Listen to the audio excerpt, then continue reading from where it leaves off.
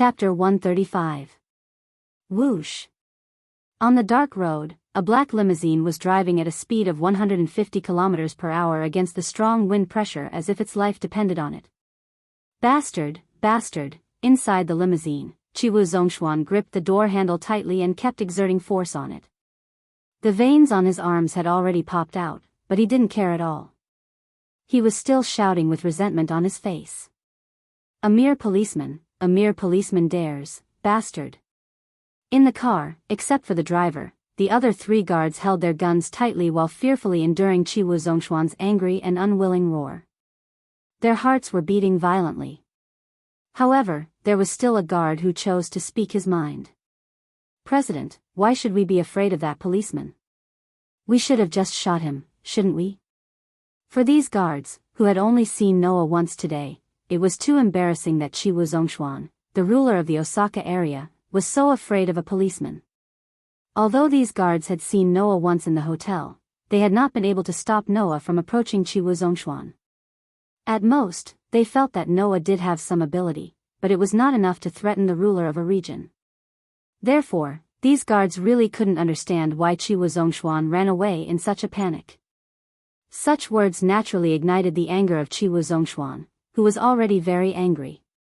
Immediately, Chiwu Zhongshuan roared wildly. "What do you know?" The guards were shocked, but Chiwu Zhongshuan ignored them. He lowered his head, clenched his hands, and his face was pale. If possible, why wouldn't Chiwu Zhongshuan want to shoot Noah directly? Although Chiwu Zhongshuan coveted the power of the cursed child and the bullets that could kill the Scorpio in the fairy tale created by Noah, for Chiwu Zhongshuan, who was as ambitious as he was arrogant, Noah had offended him, and it was enough for him to die. But that was only if Chiwu Zhongshuan could kill Noah. Just like what Noah said, in today's world, a powerful police partner was enough to affect the military balance of the entire world. Chiwu Zhongshuan didn't know how powerful Noah was. However, Noah, who possessed the bullet, even if he wasn't very strong, his influence was still extraordinarily large. At the very least, Chiwu Zhongshuan felt that with his own strength, even if he gathered all the capable people under him, they would not be able to block a bullet that was powerful enough to kill a stage V protozoan. In addition, Noah had one-sided suppressed Chiwu Zhongshuan several times, and Chiwu Zhongshuan had sensed a fatal danger from Noah. Chiwu Zhongshuan could not guarantee that he could do anything to Noah. If he chose to fight against Noah, he didn't have a 100% chance of winning. It was even possible that he would fail miserably. Furthermore, the other party had all kinds of advantages and didn't need to worry about Chiwu Zhongshuan's identity. They could kill him at any time. So, other than running away, what else could Chiwu Zhongshuan do? In the past, although Chiwu Zhongshuan knew that a powerful police could affect the military balance of the entire world, knowing was one thing. Whether or not he could experience it was another. Now, this feeling of being powerless in the face of a powerful opponent made Chiwu Zhongshuan realize that in today's world, powerful strength was everything.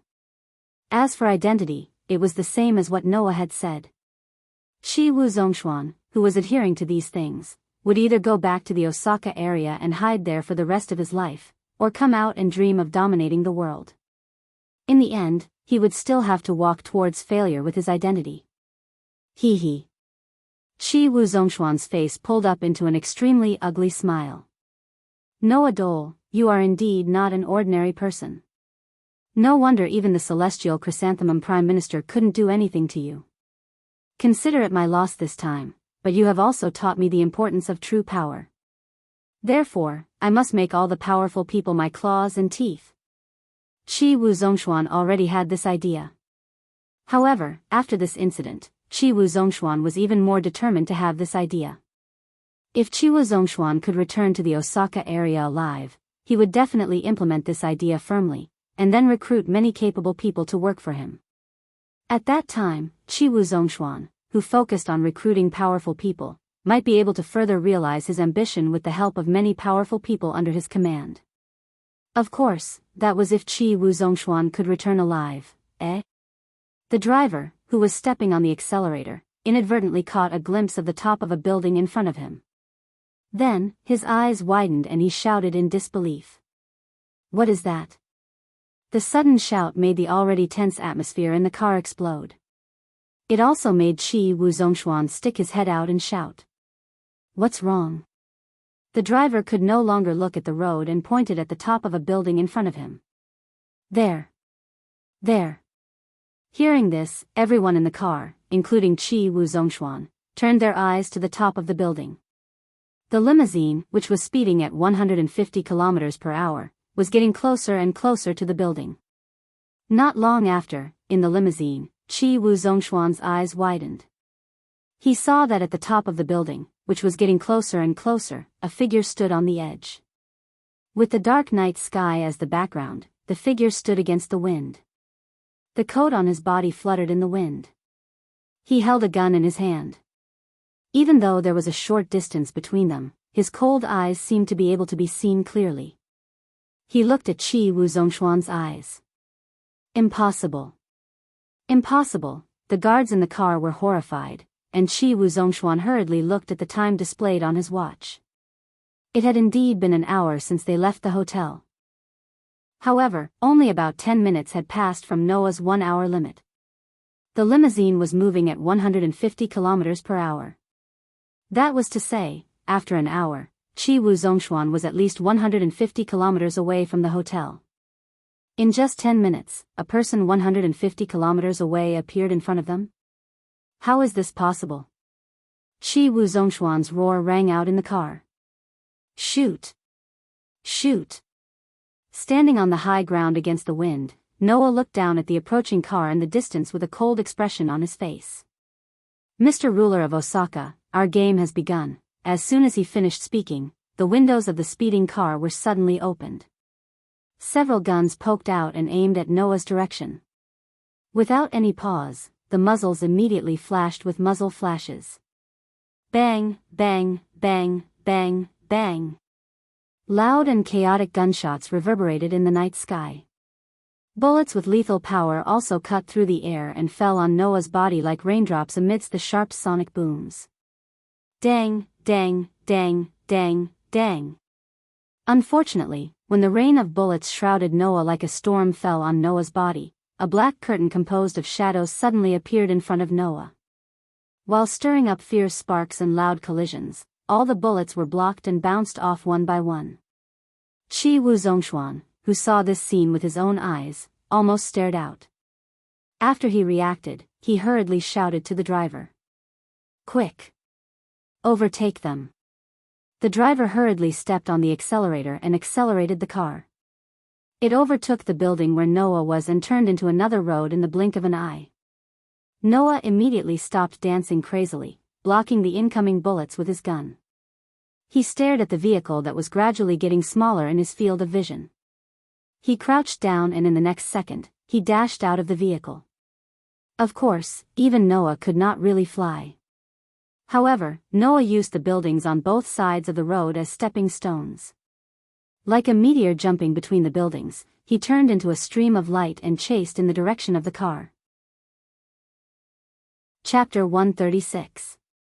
On both sides of the vast and long road, the black shadow turned into a stream of light. Like a meteor jumping, it used the roofs of the buildings as stepping stones and leaped violently, chasing in the direction of a limousine that was speeding towards the front of the road. Monster! Monster! Qi Wuzhongshuan, who saw this scene from the rearview mirror in the car, couldn't help but be frightened and murmured inaudibly. It wasn't that Qi Wuzhongshuan had never heard of people who could jump between buildings. For example, it was easy for the cursed child, who had strong physical abilities with protozoan virus in his body, to do this step. However, for a human being, it was almost impossible to accomplish with his own strength. Could it be that guy is a mechanized soldier born under the new human creation plan? Qi Wuzhongshuan could only think of this possibility. In addition to the cursed child, only a mechanized soldier with a machine transplanted in his body and transformed into the new human creation plan could do this. Damn the holy son of heaven, he actually hid such a trump card in the Yodo area. Qi Wuzhongshuan spat out resentful words, then roared at the guards in the car. "What are you doing? Shoot for me!" The guards, who fell into a state of absent-mindedness because of the scene that exceeded common sense, Only then did they wake up. They quickly raised the guns in their hands through the car window and madly fired at the meteor-like figure that was jumping between buildings and approaching at a very fast speed. Bang bang bang bang bang. Like raindrops, the bullet screen once again poured out, shrouding the figure that was leaping between the buildings behind. Clang clang clang clang clang. Unfortunately, the barrage of bullets either missed its target and landed in the building where Noah was just a second ago, or was directly blocked by the gun in Noah's hand as he leaped forward. All of the bullets were neutralized. Whoosh! Braving the violent wind, Noah leaped out with a sharp air-braking noise and chased after the speeding limousine. He stared at the black limousine on the main road. His eyes kept sizing up the limousine and finally landed on the tires of the limousine. Gotcha! Only Noah could hear the mechanical gunshots. Noah raised the gun in his hand, aimed at the speeding limousine, and suddenly pulled the trigger. Bang! A gunshot that was louder than any gunshot from the limousine echoed in the night sky. Whoosh! The powerful anti-tank bullet turned into a sharp sound of friction with the atmosphere and fell heavily on the wheels of the limousine. Bang! Suddenly, the fragile tires of the limousine exploded as if they were blown up by a small bomb. Gee! After losing a tire, the limousine immediately spun like a spinning top. Amidst the continuous screams inside, it slid forward. Immediately, a guardrail appeared in front of the gliding limousine. Bang! In the fierce collision that made people close their eyes, the limousine crashed into the guardrail, bounced off, and smashed into the ground not far away. It rubbed against the ground for nearly 100 meters before stopping. Dong! With a loud bang, the gorgeous limousine exploded magnificently and was completely covered by a thick and raging fire. If there were still people in the limousine, they would definitely die in such a big disaster. Fortunately, at the critical moment, the 4 guards jumped out of the limousine with Chiwu Zhongshuan. After rolling on the ground for a few times, they stabilized their bodies and groaned bitterly. Goo! Chiwu Zhongshuan only felt dizzy. There was no place in his body that did not hurt. Even the air in his lungs was squeezed out. Lying on the ground, he could no longer move. Grand President. Around him, the 4 well-trained guards were fine. They got up from the ground one by one. Just as they were about to gather around Chiwu Zhongshuan, an indifferent voice sounded behind them. Is this the end? The 4 guards were all frozen on the spot. Naturally, Chiwu Zhongshuan also heard the voice. He raised his head with difficulty and looked forward. In front of the raging fire caused by the explosion of the limousine, to Chiwu Zhongshuan at this time, there was no doubt that the figure of the Grim Reaper was there. His back was straight, and he held a spear as he walked over step by step. At this moment, Chiwu Zhongshuan deeply understood what the deepest fear was. Stop, stop him! Chiwu Zhongshuan shouted without caring about his image. Quick! Stop him! Just as Chiwu Zhongshuan's hysterical voice fell, the 4 guards hurriedly raised their guns and pointed them at Noah. Bang bang bang bang! However, before the 4 guards had time to pull the trigger, 4 gunshots rang out. Immediately after, 4 powerful bullets landed heavily on the guns in the hands of the 4 guards. Clang clang clang clang! As the guards exclaimed in unison, the guns in their hands were knocked out of their hands. Get out of the way! The gun in Noah's hand was smoking as he said coldly to the 4 guards. This is none of your business. Ha!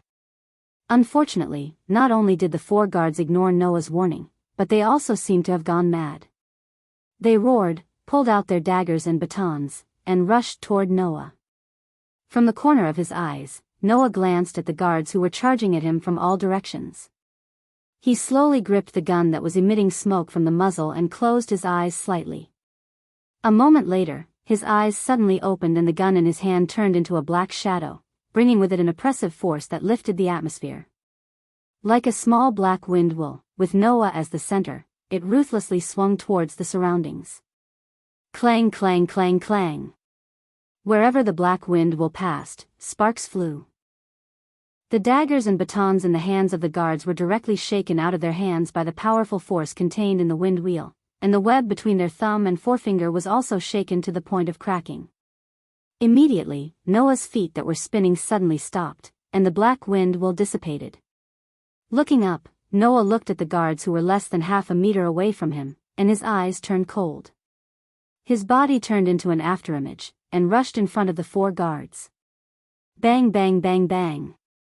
Following 4 muffled sounds, the 4 guards cried out in succession.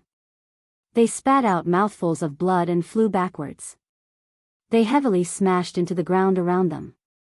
After struggling for a while, they fell weakly to the ground. Chiwu Zhongshuan sucked in a breath of cold air. These 4 guards were very capable guards that Chiwu Zhongshuan had spent a lot of effort to recruit.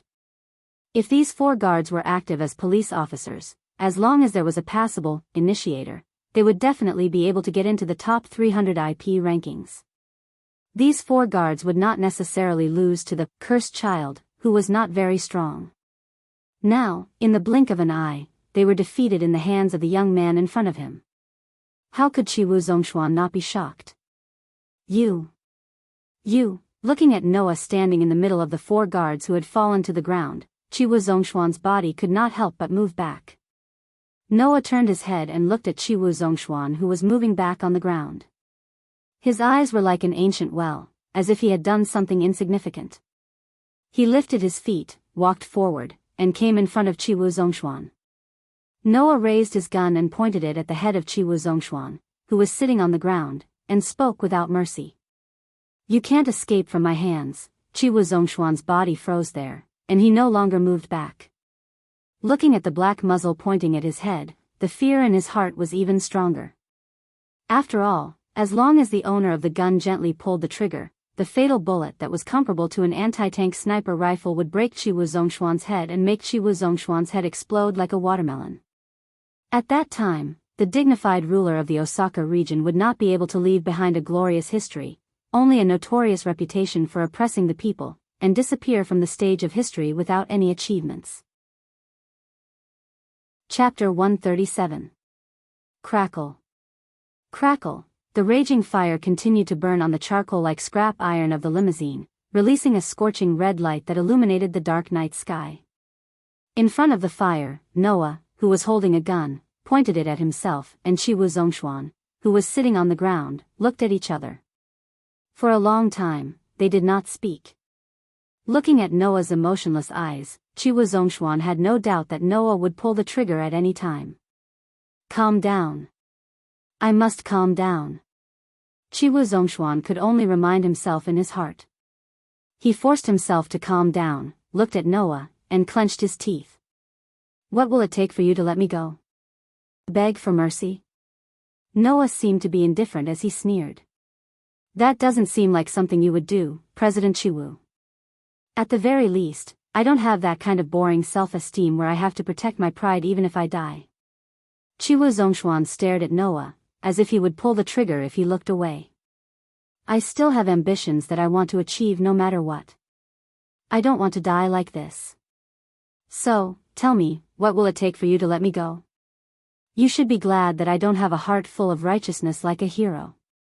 Otherwise, for the sake of the people in Osaka who have been oppressed by you, I would have killed you here, Noah said calmly, but his eyes were cold. Before that, I want to ask you a question. Chiwu Zhongshuan secretly sighed in relief and nodded. Go ahead. You were the one behind the assassination of Sage Tianzi, right? Noah looked at Chiwu Zhongshuan coldly. The person you asked was Ayn Rand, right? I did issue such a request. Chiwu Zhongshuan hesitated for a moment, but in the end, he chose not to hide it and told the truth. However, I only issued a request to a foreign partner. I don't know who they gave the order to or what kind of people they sent to carry it out. Oh. Noah smiled sarcastically. You have a relationship with a foreign partner. It seems that you are not just a daydream. Noah did not doubt the authenticity of Chiwu Zhongshuan's words. After all, such an assassination request would usually go through several people before it was finally passed on to the executor. Only in this way could the identity of the mastermind behind the scenes be perfectly concealed. Chiwu Zhongshuan had only sent out a request to a foreign country. Then, his collaborator had accepted the request and sent it to Ayn Rand. Only then did Ayn Rand send Tina to the Tokyo area to carry out the mission. With so many complicated steps, if they only caught the assassin, it would be even more difficult to find the mastermind behind all this. Qi Wu Zhongshuan's luck was really bad.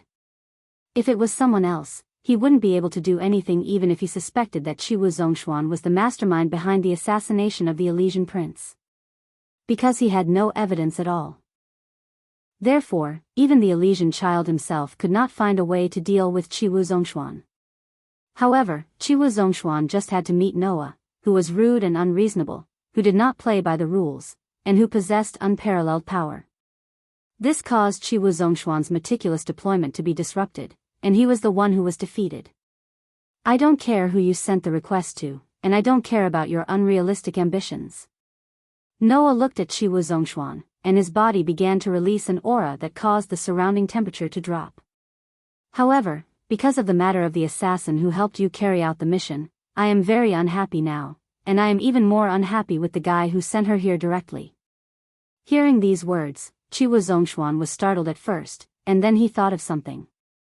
He looked at Noah in astonishment, and his voice was full of uncertainty. You mean, you want me to help you deal with Ayn Rand? I don't want you to help me. Noah looked at Qi Wu Zhongshuan condescendingly. But, if you want to live, you can only exchange his life for yours. Qi Wu Zhongshuan trembled all over and suddenly came to a realization. An incredible thought rose in his mind. Could it be that this person did not care about his life or death at all, and was not in the mood to deal with him? The reason why he forced him to this point and did not kill him directly was to let him deal with Ayn Rand? From the beginning, he did not enter his sight and was regarded as an enemy by him? To him, this pursuit was just a means to achieve his goal. Thinking of this, Qi Wu Zhongshuan had an absolutely uncontrollable fear of Noah. Not only did he have wisdom comparable to the highest level of politicians, but he also had incomparable power, and his methods were so brilliant. What a terrifying person. Such a person was definitely not an enemy. At this moment, Qi Wu Zhongshuan's fear and scruples for Noah rose to the peak. He gritted his teeth and nodded heavily. I can promise you, but you have to give me some time. Ayn Rand was the highest person in charge of the next in the United States. Her brain could even be ranked in the top 3 in the world. Otherwise, she would not have the ability to transform mechanized soldiers. Such a person, although her status was not high, could play a great role in a country. Even if Qi Wu Zhongshuan wanted to deal with such a person, he could not do it openly. He could only do it behind the scenes, just like when he assassinated the Son of Heaven. Noah, who understood this, did not say anything. His heart, which had been suppressed because of Tina's appearance, slowly calmed down a lot. In this way, he could more or less get some interest for those cursed children who died on the operating table and were reduced to experimental subjects. In the future, no other cursed children would be killed by Ayn Rand. I hope President Qi Wu can get rid of this eyesore as soon as possible. Noah put away the gun in his hand and turned around. I believe that today's experience will also make President Qi Wu believe that if I want to find you, even if you hide in the Osaka area, I can still go to you. After leaving this sentence, Noah took a few steps forward and bent down. His figure turned into a stream of light and soared into the sky like a meteor, streaking across the sky and landing in another direction.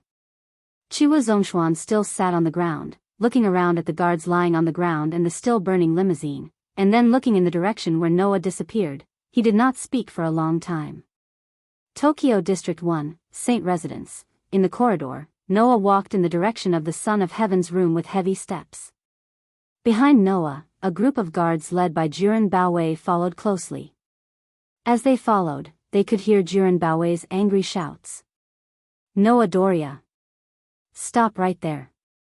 Unfortunately, Noah didn't care about the annoying cawing of the bodyguard, who sounded like an injured crow, as he continued to walk forward. Didn't I tell you that the Son of Heaven has already rested? Jiren Baowei's voice was getting more and more crazy. Noah Doria! Do you like to stay with the Son of Heaven so much? Noah still didn't pay attention to the bodyguard. He let the bodyguard yell behind him as he passed through a corridor. As long as he passed through another corridor, he would reach the Son of Heaven's room. Seeing that Noah was ignoring him, and recalling the last sniper incident, the Son of Heaven that he coveted was snuggled in his arms and repeatedly invited him into her room. The anger in Jiren Bao's heart was beyond the scope of rational control. "You're just a policeman." Jiren Bao growled and pulled out his gun, suddenly pointing at Noah's back and yelling with a face full of resentment. "Don't be too arrogant." Bang! The next moment, a muffled sound was heard. However, it was not the sound of Jiren Bao's gun, but the sound of a fist suddenly smashing into his face and sending him flying. Bang! Then, a foot landed heavily on Jiren Bao's chest as he was about to fly backward, kicking him to the ground. Jiren Bao, who was in so much pain, only heard this sound. "You came to me when I was in a bad mood. You asked for it." After that, a series of punches and kicks landed on Jiren Bao's body without mercy. "Ah!" Jiren Bao's screams echoed throughout the Saint residence. Chapter 138. As soon as the door was pushed open, a melodious tune drifted out of the room and into Noah's ears. Noah was slightly startled, then silently walked into the room and gently closed the door. He raised his eyes and looked at the corner of the room. As always, Elysium, dressed in a white wedding gown, sat in front of a piano like a holy maiden. Her eyes were closed, and a quiet smile hung on her beautiful face. Her 10 fingers, which were wearing lace gloves, slid lightly on the piano keys, playing a beautiful piano piece. Seeing this, Noah's face, which had been tense for the whole night, finally softened. He did not make a sound, directly leaning against the door, arms crossed, eyes closed, and quietly listened to the beautiful piano music in the room. His heart slowly calmed down. Elysium's performance, strictly speaking, was not considered good. At the very least, it was incomparable to those musicians who had painstakingly studied the piano field for a long time.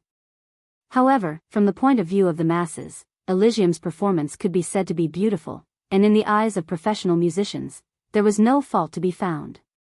Perhaps it was because the performer herself was a peace-loving, extremely kind and holy girl. After the piano piece was played, the beautiful movement became impeccable under the holy and pure temperament of the beautiful girl playing it. It also became very easy to resonate with others. Noah was the same. From Elysium's performance, Noah could clearly feel Elysium's love for peace and the great desire to create an ideal world, which made his heart calm down. It was incredible. This performance lasted for who knows how long. Until a certain moment, the beautiful sound of the zither seemed to gradually dissipate into the echoes, disappearing into the air bit by bit, causing Noah, who was leaning against the door with his eyes closed to listen, to open his eyes. Immediately, in the room, the man and woman who were alone together cast their eyes on each other at the same time. The 2 pairs of eyes also tightly locked, and for a moment, they did not move away. As a result, in the vast luxurious boudoir, the warm and quiet atmosphere suddenly turned aesthetic, causing the temperature in the air to rise slightly, adding a lot of warmth. In this atmosphere where only the 2 of them were left in each other's eyes, Noah's face could not help but show a trace of awkwardness, and Elysium's face also showed a faint blush. After a while, they both returned to normal, breaking the slightly pink atmosphere. Standing up from the piano chair, Elysium walked in front of Noah, showing a gentle smile. "This piece was composed by the same musician as the one you played here for the first time." "I can hear it." Noah also chuckled. "Compared to the first time you played in front of me, your piano skills have improved a lot. You're even better than me now. That's because you taught me well." Elysium's smile. "Also, to be able to smoothly play a complete piece, I am already satisfied." Noah nodded empathetically. Like Elysium, he was satisfied to be able to smoothly play a complete piece after learning the piano, and did not specifically study it. Whether it was Noah or Elysium, both of them considered playing the piano as a hobby to pass time, but not a hobby. After all, both of them had things that they really wanted to do. After a little chat, Elysium's smile disappeared, and she looked straight at Noah. "I saw the confrontation between you and President Chi Wu on the big screen in the headquarters." "Really?" Noah sighed, lowered the hands in front of him, and gently bowed to Elysium. Sorry, this time I acted on my own accord. I am very grateful that you allowed me to do as I pleased. Didn't you ask me to trust you? Elysium shook his head, but there was a hint of bitterness in his smile. Moreover, compared to me, you're more suitable to confront that ambitious president. If it weren't for you, I would have died in the previous ambush. During the meeting with President Chi Wu, we'll definitely have friction due to our different ideals. Who knows, we might even become enemies. So you are worried about this? Noah frowned slightly. I'll get straight to the point. You've seen what kind of person Chi Wu Zhongshuan is. He wants to eliminate you and even the rulers of the other regions to unify this country. You, on the other hand, want to show peace in this chaotic world. No matter what, you two will become enemies. I know, so I am very grateful to you. Elysium said in a sincere tone. After your suppression, that ambitious schemer should temporarily restrain himself, and because of your existence in the Tokyo area, he won't dare to act rashly in the Tokyo area, which has bought me a lot of time. You also said that it is temporary.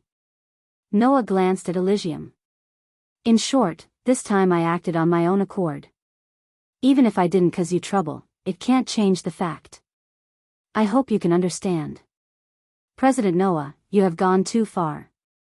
Elysium seemed to be a little unaccustomed to Noah's apology. As you said, although you acted on your own accord, it is also a fact that you have helped me a lot.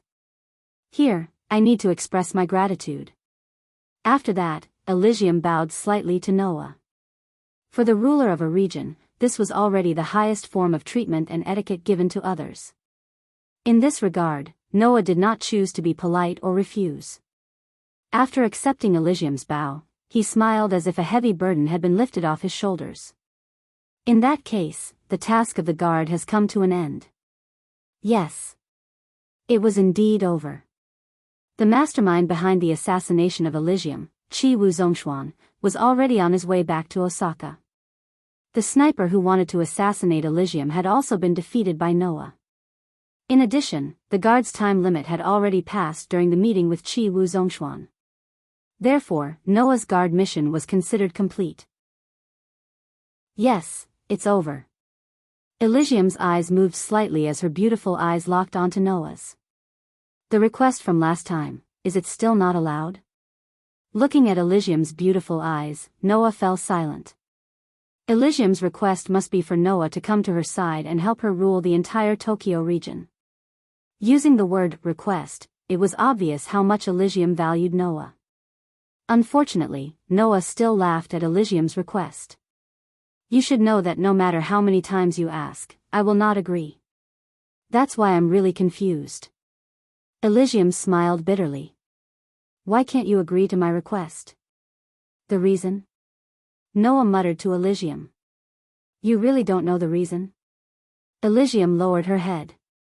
Noah had said more than once that he could not find a reason to protect the Tokyo region, so he could not agree to Elysium's request. However, apart from this, there was another reason. The job of assisting Elysium seems to be Tentong Chrysanthemum's job, right? Noah said directly. Is it really okay for me to stay by your side with Tentong Chrysanthemum's prime minister? Elysium was silent for a long time before speaking in a low voice. I just want to try my best to recruit capable people. After all, I still have a lot of shortcomings, and I can only rely on capable people to make up for them. You're wrong. Noah suddenly interrupted Elysium. You have to find ways to make up for your shortcomings, but you can't blindly rely on others to make up for it. Elysium was stunned. Take Tentong Chrysanthemum's prime minister for example. He can indeed make up for many of your shortcomings, and indirectly improve the governance of the Tokyo region. However, this also led to the last time. Undoubtedly, you knew that the other party's actions had caused harm, but you could only choose to tolerate it. Noah looked directly at Elysium and said word by word. If you really want to represent peace and become a qualified ruler that represents peace, then it's time to choose independence, Your Highness. These words pierced deeply into Elysium's heart, leaving an indelible mark in her heart. Chapter 139. When the bright sunlight shone through the window and illuminated the entire room, Hina slowly opened her slightly heavy eyes. The ceiling that came into view was unfamiliar. Hina was stunned for a long time, and a confused look appeared on her face. Sitting up, Hina found that she was lying on a bed, surrounded by a room that she had never seen before. Tina surveyed her surroundings with a puzzled expression. This place is... She furrowed her brows tightly as she tried to recall the scene before she lost consciousness.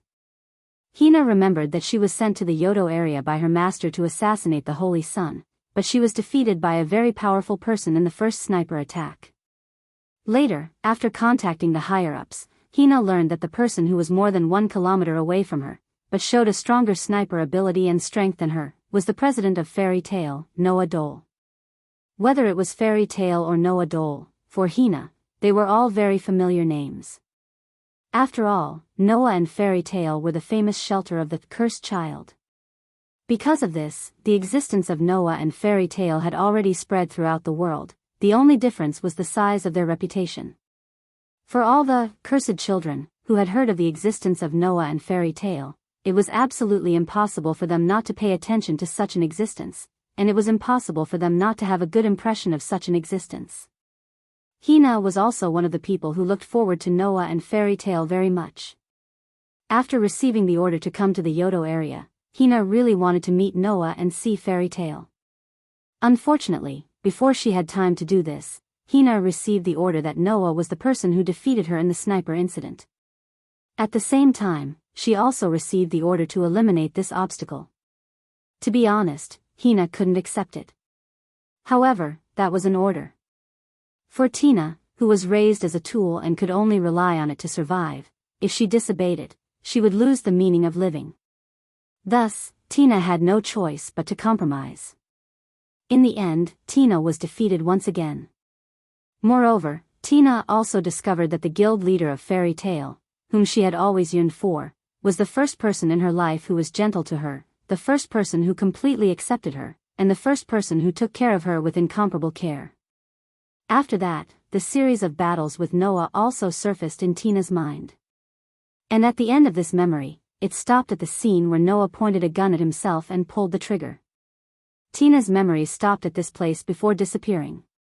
This meant that after Noah pulled the trigger, Tina was already in this room when she opened her eyes. Is this heaven? Tina muttered to herself before a wave of drowsiness washed over her. Disregarding her identity as the next mechanized soldier, Tina was still an owl-type initiator. Under the influence of the owl-type factor in her body, not only could Tina enter her best state at night like an owl, but she also had enhanced vision and hearing. Therefore, Tina had always been active at night when she was most suitable for herself, resulting in her mental state not being very good during the day. Now, even if she had sufficient rest, she was still a little sleepy. Kacha, at this moment, the sound of the door opening echoed, causing Tina to tremble and quickly look in the direction of the door. The person who walked into the room was a little girl about the same age as Tina.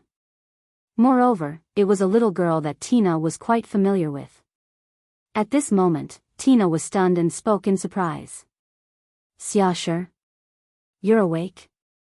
Xiaoshi, who walked into the room, raised his head and looked at Tina. He found that she was awake, but her face was expressionless as he nodded calmly. Do you feel any discomfort? No, no. Tina answered subconsciously, but she immediately reacted. Her gaze focused and the stern gaze that usually only appeared at night appeared in Tina's eyes. She then turned to look at Xiaoshi. Where is this place? Here. Xiaoshi said calmly. This is Fairy Tail. Fairy Tail, ? Tina's little face was filled with confusion. Why am I in Fairy Tail? Hearing this, Xiaoshi reminded her. Do you remember what happened before you lost consciousness?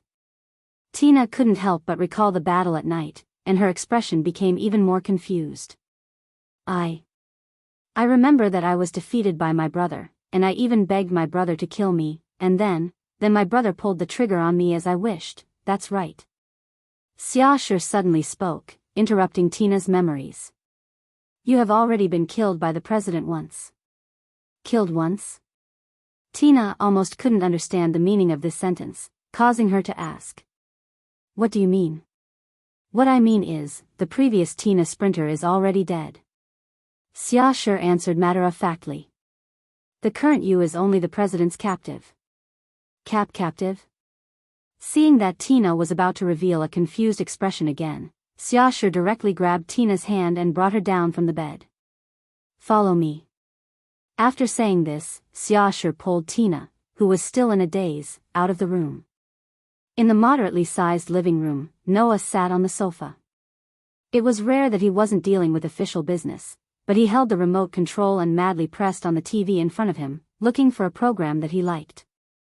Not long after, the sound of two people's footsteps came from the corridor, causing Noah to stop what he was doing and look in the direction of the corridor. There, Xiashi held Tina's hand and walked in front of Noah. Xiashi let go of Tina's hand and silently retreated to the side. Brother. Tina glanced at Noah and found that Noah was also looking at her. She lowered her head with a depressed expression as if she wanted to say something but couldn't. At this point, if Tina still didn't know what was going on, then all the shady missions she carried out would have been for nothing, and she would have gotten to the 98th position in the IP rankings for nothing. In this situation, other than Noah sparing her life, was there any other possibility? She wanted to kill Noah. But Noah didn't kill her. Instead, he spared her and even brought her back to Fairy Tale. All these facts caused Tina's emotions to fluctuate for a long time, and she was still unable to say a word. If you don't know what to say, then don't say anything. Noah seemed to see through Tina's heart as he reached out and patted Tina's head. I just want to ask you, do you want to stay in Fairy Tale? Stay in Fairy Tale? Unsurprisingly, Tina's face showed signs of wavering. As long as one heard of the existence of Fairy Tale, and was a cursed child, then there was no one who didn't want to stay in Fairy Tale. After all, Fairy Tale was the only shelter that could accommodate a cursed child. But, could she really stay in Fairy Tale? My body is the product of the country's technology. Tina's face was full of disappointment. Master won't let me stay here. However, Tina's disappointment was heavily dispersed by Noah's words. That's something I need to consider. Noah rubbed Tina's head fiercely. You children only need to think about how to live happily. Feeling the warmth from the big hand on her head, Tina was immersed in it for a long time. Chapter 140. 98th place in the IP ranking. When Noah introduced Hina to Mugino and Rintaro, who happened to visit the house, Mugino and Rintaro looked at Hina in shock. Looking at Hina, who was standing beside Noah with a dazed expression and a silly smile on her face, Mugino and Rintaro looked at each other with a doubtful expression. Is this for real? Mugino walked half a circle around Hina. When he saw that Hina had lowered her head and was dozing off, the corner of his mouth twitched slightly. To be honest, I know Noah isn't the kind of person who would lie, but I really can't believe that this child is a monster in the top 100 IP ranking. Mechanical soldiers? Rintaro paid attention to Hina's other identity. He seemed to be very interested in the mechanical soldiers. Cursed child, and mechanical soldiers. If this is true, then it's not strange for her to be in the top 100 IP ranking. Originally, the abilities of the cursed child were far beyond the scope of humans. Otherwise, they wouldn't be called the last hope of humanity. As for the mechanized soldiers, they were specially researched to be used in battle against the protozoa, whose strength far exceeded that of humans. Even some of the stronger cursed children could be compared to them. Now, both of these factors were concentrated in one person. Therefore, it was easy to imagine how strong this person was. Being able to be in the top 100 IP ranking was not an exaggeration at all. Only Noah knew that even if Mugino and Rintaro believed that Hina was in the top 100 IP ranking, they still underestimated Hina's ability. As everyone knew, the IP ranking was a ranking created by the International Initiator Monitoring Organization, ISO, after calculating the battle record and strength of each police team. In other words, the IP ranking of a police team was based on the battle record of the police team, as well as the combat ability of the initiator and the promoter. Therefore, the International Initiator Monitoring Organization, ISO, released a ranking for each police team with IP as a prefix. Initiator and promoter, when the first letters of the two were combined, it was IP. Because of this, once a police team disbanded, no matter who it was, as long as they formed a new team, the IP ranking would restart and start again. It was also because of this that Noah, who did not have an initiator, had not been promoted by the International Initiator Monitoring Organization, ISO. Hina was different. Hina had her own partner. That was Ayn Rand. However, as Hina's police partner, Ayn Rand only played the role of a commander. She didn't have any combat ability at all. Other than having a brain that was much stronger than the average person, she was completely an ordinary person. Therefore, Hina's IP ranking was completely based on her own combat ability. If Hina had an outstanding promoter, then the IP ranking would definitely be more than 98. This, Noah could guarantee. Unfortunately, the news of me joining Fairy Tale will soon spread to my master, my partner. At that time, we will definitely disband and the IP ranking will also restart. Because the assassination of the Holy Son of Heaven was not something that could be casually exposed, Hina could only explain it this way. Therefore, this IP ranking won't be maintained for long. You'll only lose your ranking, not your combat ability. Noah patted Hina's little head. As long as Hina finds a new partner, with your combat ability, you'll quickly rush into the top 100 again. Hearing this, before Hina had time to react, Mugeng's eyes lit up and suddenly smiled in front of Hina.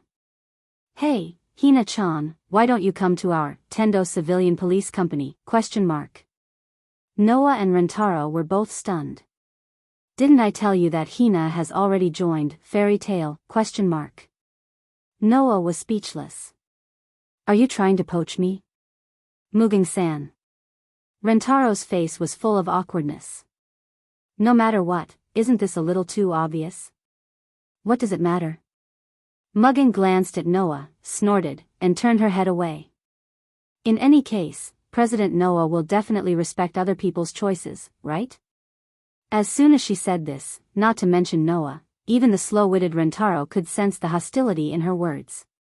What's wrong with Mugen-san? Rentaro couldn't help but mutter.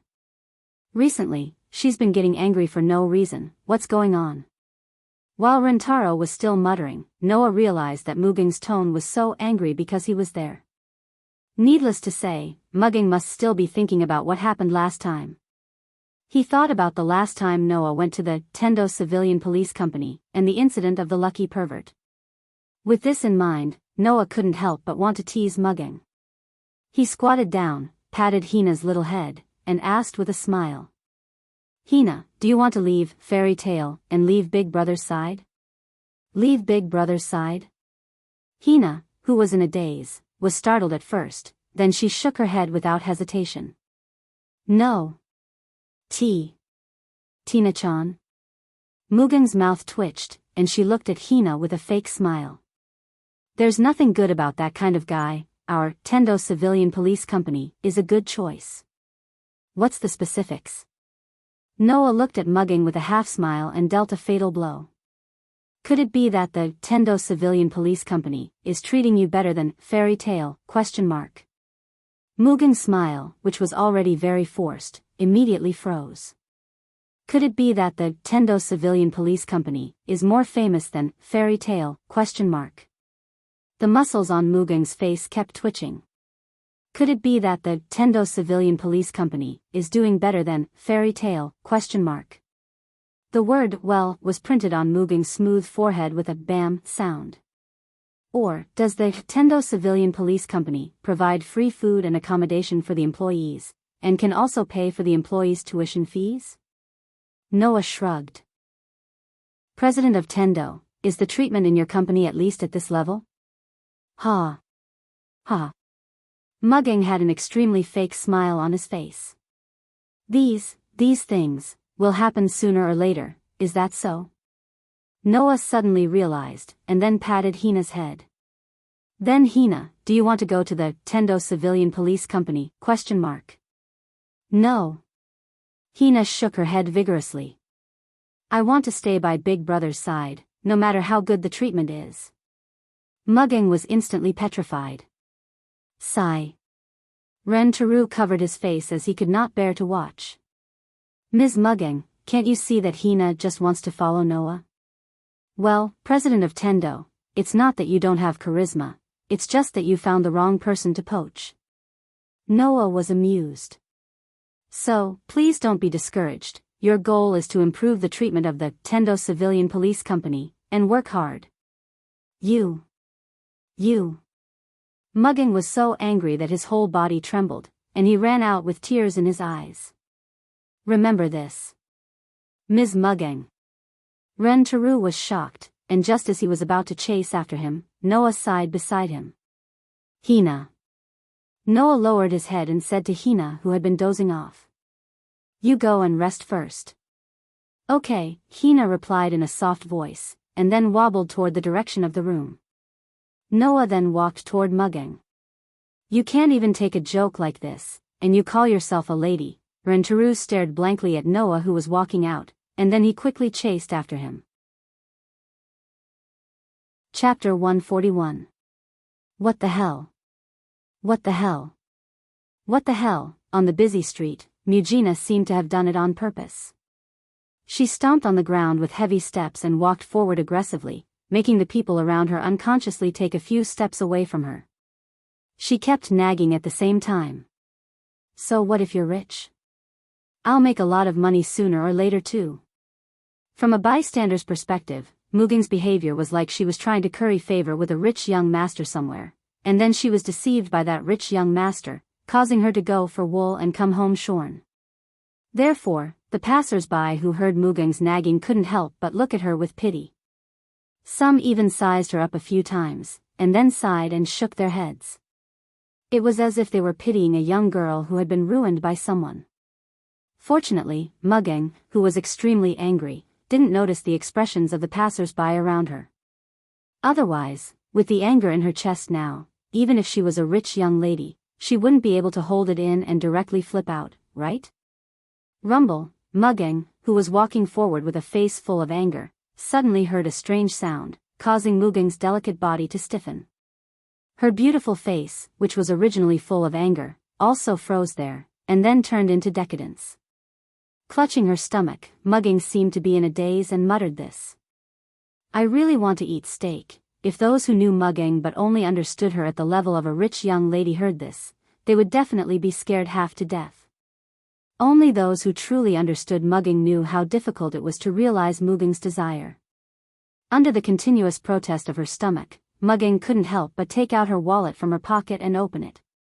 However, the situation in the wallet that entered her eyes made even Mugging, who was its owner, involuntarily want to cover her eyes, not wanting to continue looking. Rumble, a sound louder than before once again came from Mugging's stomach, reminding her that it was time to eat. Woo-woo. Mugging cried out sorrowfully. I almost forgot, I went to that guy's house to freeload. If I had known, I would have run out after eating. This sentence just happened to be heard by a figure who came behind Mugging and was about to stop her. At that moment, a rather speechless and helpless voice sounded from behind Mugging. Should I say, as expected of an idea that only you have? Wah! Mugging jumped in fright and hurriedly jumped a distance away. When he turned around and saw the face and expression of the person standing behind him rolling his eyes, he was instantly furious. What? Just now, you didn't anger me enough. Now, you've caught up with me and want to continue to anger me? Only you have bad taste. Noah sighed and shook his head as if he was telling a fact. Why don't you say that a person who wants to freeload at someone else's house and deliberately finds fault with the person who freeloads, only to be angered and leave and regret it in the end is even weirder, right? Mugging choked. She wanted to refute, but she really couldn't find the words to refute. She could only glare at Noah, as if she could kill Noah with her gaze. She glared fiercely. Looking at Mugging's behavior that resembled a little brat throwing a tantrum, Noah was both amused and annoyed. After looking around, he fixed his gaze on a stall selling bean paste buns and walked over. Under Mugang's puzzled gaze, Noah bought 2 bean paste buns and then walked back. Rumble. When Noah approached Mugang with 2 hot bean paste buns and was 3 meters away from her, Mugang's stomach immediately protested, causing her to widen her eyes slightly. She stared straight at the bean paste buns in Noah's hand and stared blankly. Then, Mugang moved. With a big stride, he closed the distance of 2 to 3 meters between him and Noah. Then, with a speed that even Noah almost couldn't see clearly, Mugang snatched a bean paste bun from Noah's hand. Mugang turned around and wolfed down the bun. Then, he wolfed it down. Noah, who was holding the other bean paste bun, had already stopped in her tracks. She opened her mouth slightly and froze there. After a while, Mugang, who was empty-handed, turned her head with a red face and looked at Noah with tears in her eyes as if she had been greatly insulted. She gritted her teeth and said, "Don't say anything." Noah looked at Mugang with sympathy and pity, as if he was looking at a stray cat by the roadside. "Do you have a problem with that?" As if seeing through Noah's thoughts, Mugang spoke incoherently with tears in his eyes. "Anyway, I'm just a stray dog that can only beg for food from others.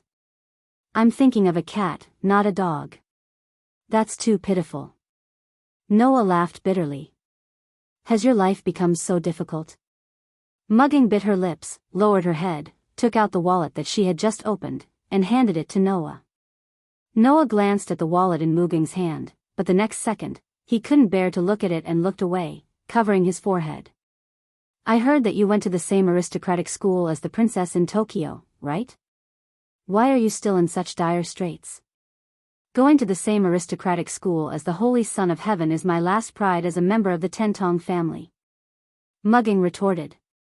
"I won't back down on this no matter what." "But don't you hate it when people call you Tentong?" Noah was confused. Maintaining the self-esteem of something you hate? What kind of self-esteem is that? How others see me is another matter. Mugang was a little impatient. "I hate Tentong, or even hate them, but I don't hate and hate my parents who gave me this surname and life." Hearing this sentence, Noah changed his opinion of Mugang. "I thought there was only hatred left in your heart." Noah muttered this sentence in a voice that Mugang couldn't hear, then hesitated and asked, "I also heard that you have a kidney problem. Since you don't hate the life your parents gave you, why don't you accept a kidney transplant?" The expression on Mugang's face gradually disappeared. As if her whole body had lost its strength, Mugang's delicate body slowly entered a state of relaxation. She raised her head, looked at the sky, and reached out her hand, making a gesture of grabbing something. "Because I've already decided to use this life to kill all the heaven children. Therefore, I must use this illness to remind myself not to forget revenge." At this moment, all the human feelings on Mugang seemed to have disappeared. She was like a puppet, making people feel cold all over. "You're just comforting yourself by doing this, but it has no effect on your so-called revenge." Noah frowned tightly. "Because of this problem, you can't move for a long time at all, and you can't even fight for a long time. You also need to undergo hemodialysis all the time, wasting a lot of time. In this way, if a great opportunity for revenge suddenly appears in front of you, but you need to undergo hemodialysis, or you can't move because of your kidney problem and miss this opportunity, what will you do?" Mugang, who was originally disapproving of Noah's words and wanted to change the topic, was stunned. For the first time in her life, she was shaken by her practice of remembering revenge. Noah, who clearly saw Mugang's hesitation, showed an imperceptible smile, but didn't continue to say anything. Instead, he deliberately changed the topic. "Forget it, let's not talk about this. Let's hurry back, Rentaro should catch up with us." With that, Noah was about to walk back, but Mugang abruptly grabbed his sleeve and lowered her head. Just when Noah thought Mugang wanted to say something about revenge, Mugang's voice, which was softer than a mosquito's, entered his ears. "Can you give me the other bean paste bun?" The corner of Noah's mouth twitched. He glanced at the bean paste bun in his hand, then looked at the embarrassed Mugang, and was speechless. Poor and destitute, but not losing her temper. She was blinded by hatred. In the end, which one was the real Tentong Mugang? Chapter 142. President, it's time to wake up, Big Brother, please wake up. Noah heard this voice while he was still asleep. It was a voice that Noah was very familiar with. Thus, Noah slowly woke up from his sleep. However, in the process of waking up, Noah still heard such a conversation. Looks like it won't be that easy to wake up. How is that possible? Isn't Big Brother's senses very sharp? Even if he was asleep, he should have sensed our presence and woken up, right? Maybe it's because the president is very familiar with our presence, and we don't have any hostility or malice, so the president didn't wake up? Then what should we do? At this time, we can only use the knowledge we read in books. The knowledge we read in books? Yes, it's written in books that if you want to wake up the opposite sex, you have to give them a morning kiss. Kiss. In your words, it means kiss, do you understand? Kiss, kiss Big Brother, then, let me wake the president up. Wait. Wait. Please give this task to me. As this conversation entered Noah's ears, two extremely slender and hot bodies pressed against Noah's body. Noah could clearly feel the sweet breath of the two people talking, and the presence of the two people was getting closer and closer. Noah, who sensed that something was wrong, immediately shivered, and all of his consciousness was instantly awakened. He opened his eyes and sat up abruptly. Immediately after, the two little girls who were pressed against Noah, or more accurately, sitting on Noah's body, were immediately sent flying by Noah, who sat up. Their bodies bounced twice on the soft bed before stopping. Noah, who finally saw clearly who the newcomer was, had a bitter expression as he questioned. Xiaoshi, Tina, why is it you two again? Facing Noah's questioning, Xiaoshi and Tina looked like they were completely used to it. At the same time, they tilted their heads and gave irrelevant answers. Good morning. President, Big Brother. Seeing the two very cute little girls tilting their heads at the same time, one with a cold and innocent face, the other with a smile that was more heartwarming than the breeze, and both of them were lying on his bed, leaning forward, looking like they were at his mercy, Noah's heart couldn't help but beat faster. President. Almost at the same time that Noah's heart beat faster, the high IQ girl with an IQ of 210 pointed at Noah's face with curiosity. You're blushing. No. No. It was rare for Noah to panic, and he even stuttered for a while. After he reacted, he quickly clenched his fists, pretended to cough, and put on a straight face. You two, how many times have I told you not to barge into my house? You have your own home, so why do you keep barging into mine? Hearing this, Xiaoshi and Tina looked at each other, then turned their heads and said in unison. Come and wake the president, Big Brother, up. Noah suddenly felt like all the strength in his body was gone. His shoulders drooped, and he looked sad. This is definitely a perfunctory answer. Definitely. President, please have some tea. Big Brother, please use a towel. In the cold hall, as soon as Noah sat on the sofa, Xiaoshi and Tina brought tea and a towel. They came from both sides of Noah at the same time, and handed the things in their hands to Noah. At this time, whether it was Xiaoshi who didn't like to smile, or Tina who was usually in a daze, they both put on a docile and obedient look like newlyweds serving their husband. This made Noah a little amused, and he couldn't help but chuckle. And these two chuckles also caused the two little girls to be dissatisfied. President, please have some tea. Big Brother, please use a towel. It was the same sentence, but Xiaoshi and Tina's behavior was completely different from before. If Xiaoshi and Tina were like docile and obedient newlyweds just now, then, they were like arguing with their husband, wanting to have a cold war, and at the same time wanting to get closer to him, trying to get their husband to apologize first, and being ready to forgive him at any time. Noah more or less couldn't help but laugh, but he could only suppress the laughter in his heart. He hung the towel in Tina's hand around his neck, wiped his face, and took the tea from Xiaoshi's hand, and took a sip. Thanks. No matter what, Xiaoshi and Tina were still children, and their dissatisfaction from before was immediately forgotten. With a satisfied face, they sat down on either side of Noah. Xiaoshi had already turned on the TV, picked up the remote control, and looked for programs that interested her. Tina swung her two little legs and yawned cutely, but her face didn't have the usual sleep-deprived look, which made Noah feel strange. I feel like Tina is a lot more energetic than usual. Is it just my imagination? No, big brother. Tina showed a gentle smile. She did look a lot more energetic than usual. A few days ago, I used to take sleeping pills at night to make myself fall asleep, but now I'm more or less used to it, and can move around during the day. Move around during the day? Noah couldn't help but ask. Is that okay? Tina was an owl-type initiator, and she was very good at moving around at night. It wasn't that Tina couldn't move during the day, but it was very advantageous for her to move during the night. At night, a normal person's vision would be affected to some extent, and because of the ample activity during the day, during this kind of resting time, their body and mind would be tired, and they wouldn't be in their best condition. But Tina, whose vision and hearing had been strengthened, not only did she not have to worry about her vision, but because of her owl-type trait, she was in her best condition at night. Under this kind of situation, if Tina fought with others, it would definitely be advantageous. But if Tina adjusted her time to move around during the day, then this advantage would be completely wiped out. That was why Noah asked such a question. It's okay. Tina shook her head. Although her movement wasn't very big, her tone was very firm. I also want to live with Big Brother and everyone. Needless to say, Noah, Xiaoshi, and the others all moved around during the day and rested at night.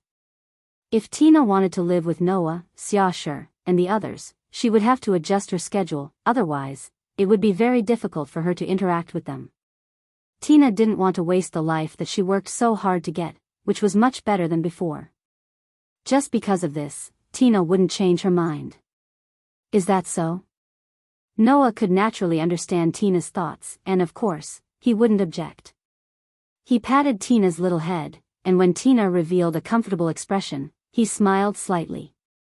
I also want to live with you guys. A satisfied smile appeared on Tina's face. President. At this time, Xiaoshi suddenly tugged at Noah's clothes. Just as Noah looked at Xiaoshi reached out his hand and pointed in the direction of the television, attracting Noah and Tina's attention. On the television, the news was being broadcast. Last night, at 11:43 Tokyo time, a return flight from Osaka to the United States was attacked by a protozoan with the ability to fly, and unfortunately crashed. Following this report, photos of the wreckage of the plane and the people involved in the crash were also listed and arranged on the television. When she saw the top photo of the crash victims, Tina's eyes suddenly widened, and she stood up from the sofa in disbelief. Then, the mechanical and emotionless report sounded again from the television. According to the latest news, the plane belonged to a famous American scientist who visited the Osaka area not long ago. It was a medical expert, Professor Ayn Rand. After the incident, Professor Ayn Rand was also confirmed as a victim of the plane crash, and she has passed away. An extremely oppressive atmosphere suddenly filled the entire hall. Xiaoshi, who knew what the name Ayn Rand represented, couldn't help but look at the shocked Tina. Noah narrowed his eyes, and a bright light flashed through his eyes, and the corners of his mouth slowly curled up. Chapter 143. On TV, there were several reports about Ayn Rand's death due to a plane crash. That was to be expected. Aside from what kind of person Ayn Rand was, he was also a renowned scientist and medical expert who, along with 3 other people who had the ability to modify mechanized soldiers, were known as the most powerful minds. Such a person with extraordinary knowledge and technology could almost be said to be the treasure of a country. The loss of one was definitely a misfortune for the world. Not to mention, she died in an accident. Regarding this, the country that Ayn Rand belonged to also seemed to be extremely distressed and said that they would thoroughly investigate this matter. The ruler of the Osaka area that Ayn Rand visited before her death, Kiwamune-kun, also expressed in tears in an interview that he hated himself for not keeping Professor Ayn Rand for one more night. That way, he wouldn't have been attacked by the primitive animals. Unfortunately, no one would know that this person who expressed regret in an interview was the culprit behind Ayn Rand's death. No, Kiwamune-kun wasn't the culprit. After all, Kiwo Munikon was also threatened by Noah that he planned to invite Ayn Rand to the Osaka area to visit. Then, when Ayn Rand was on her way back, he planned to lure the primitive animals with the ability to fly to attack her.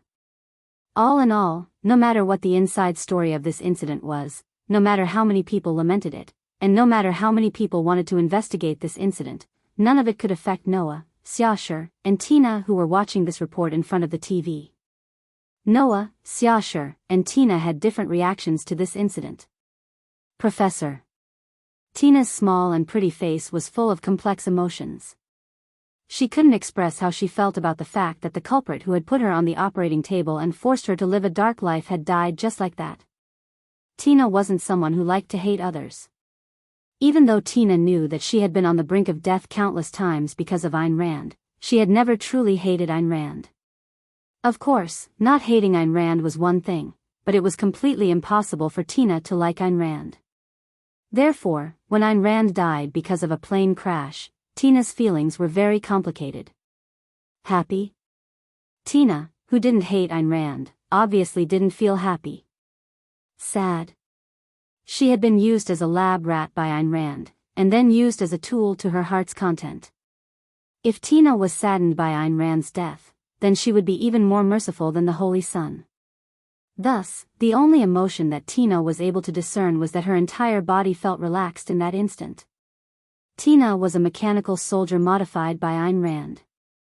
To put it bluntly, she was an experimental lab rat.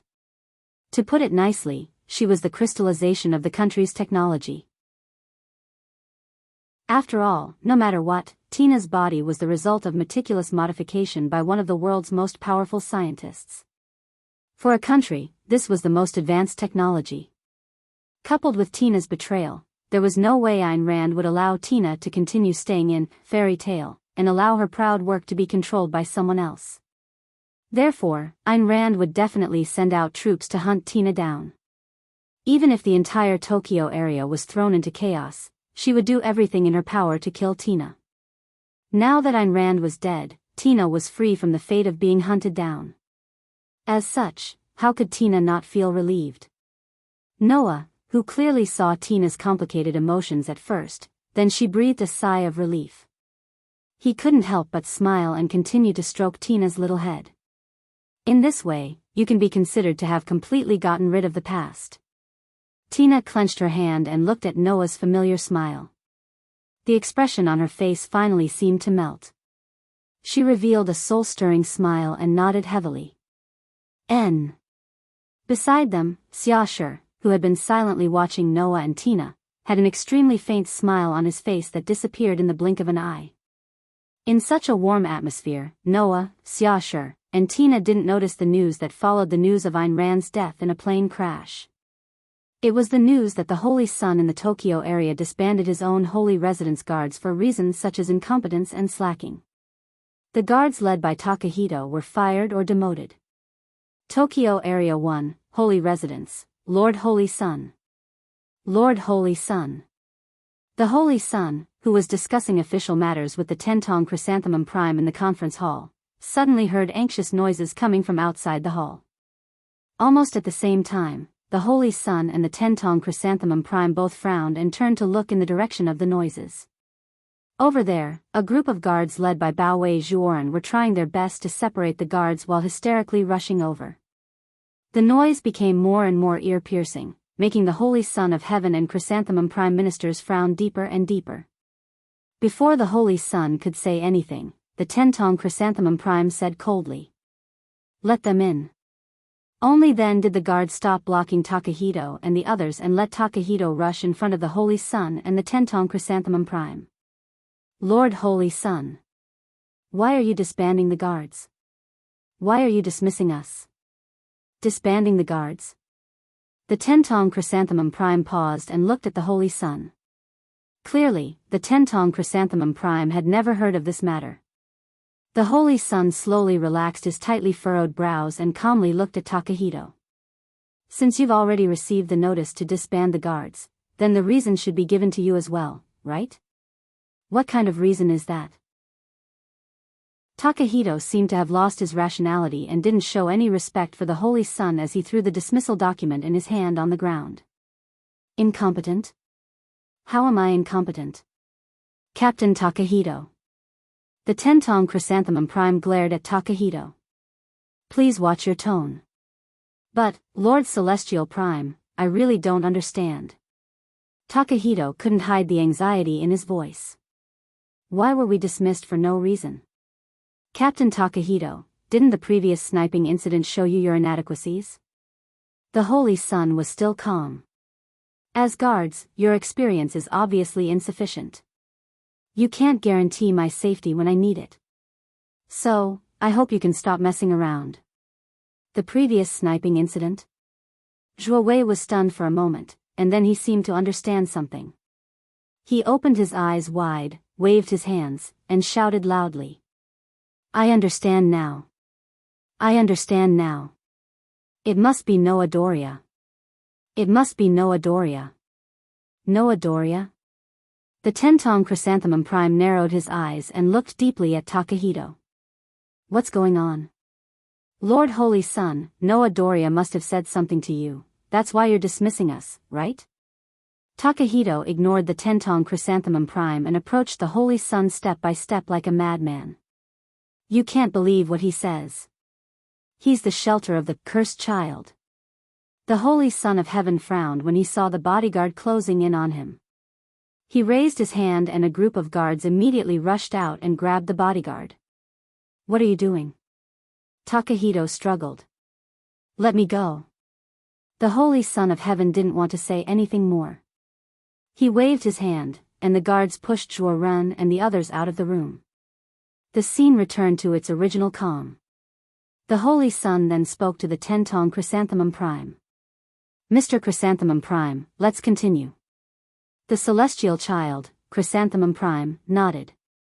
He glanced at the Holy Sun, who didn't intend to explain anything to him. He then glanced in the direction where the bodyguard left. His eyes gradually sharpened.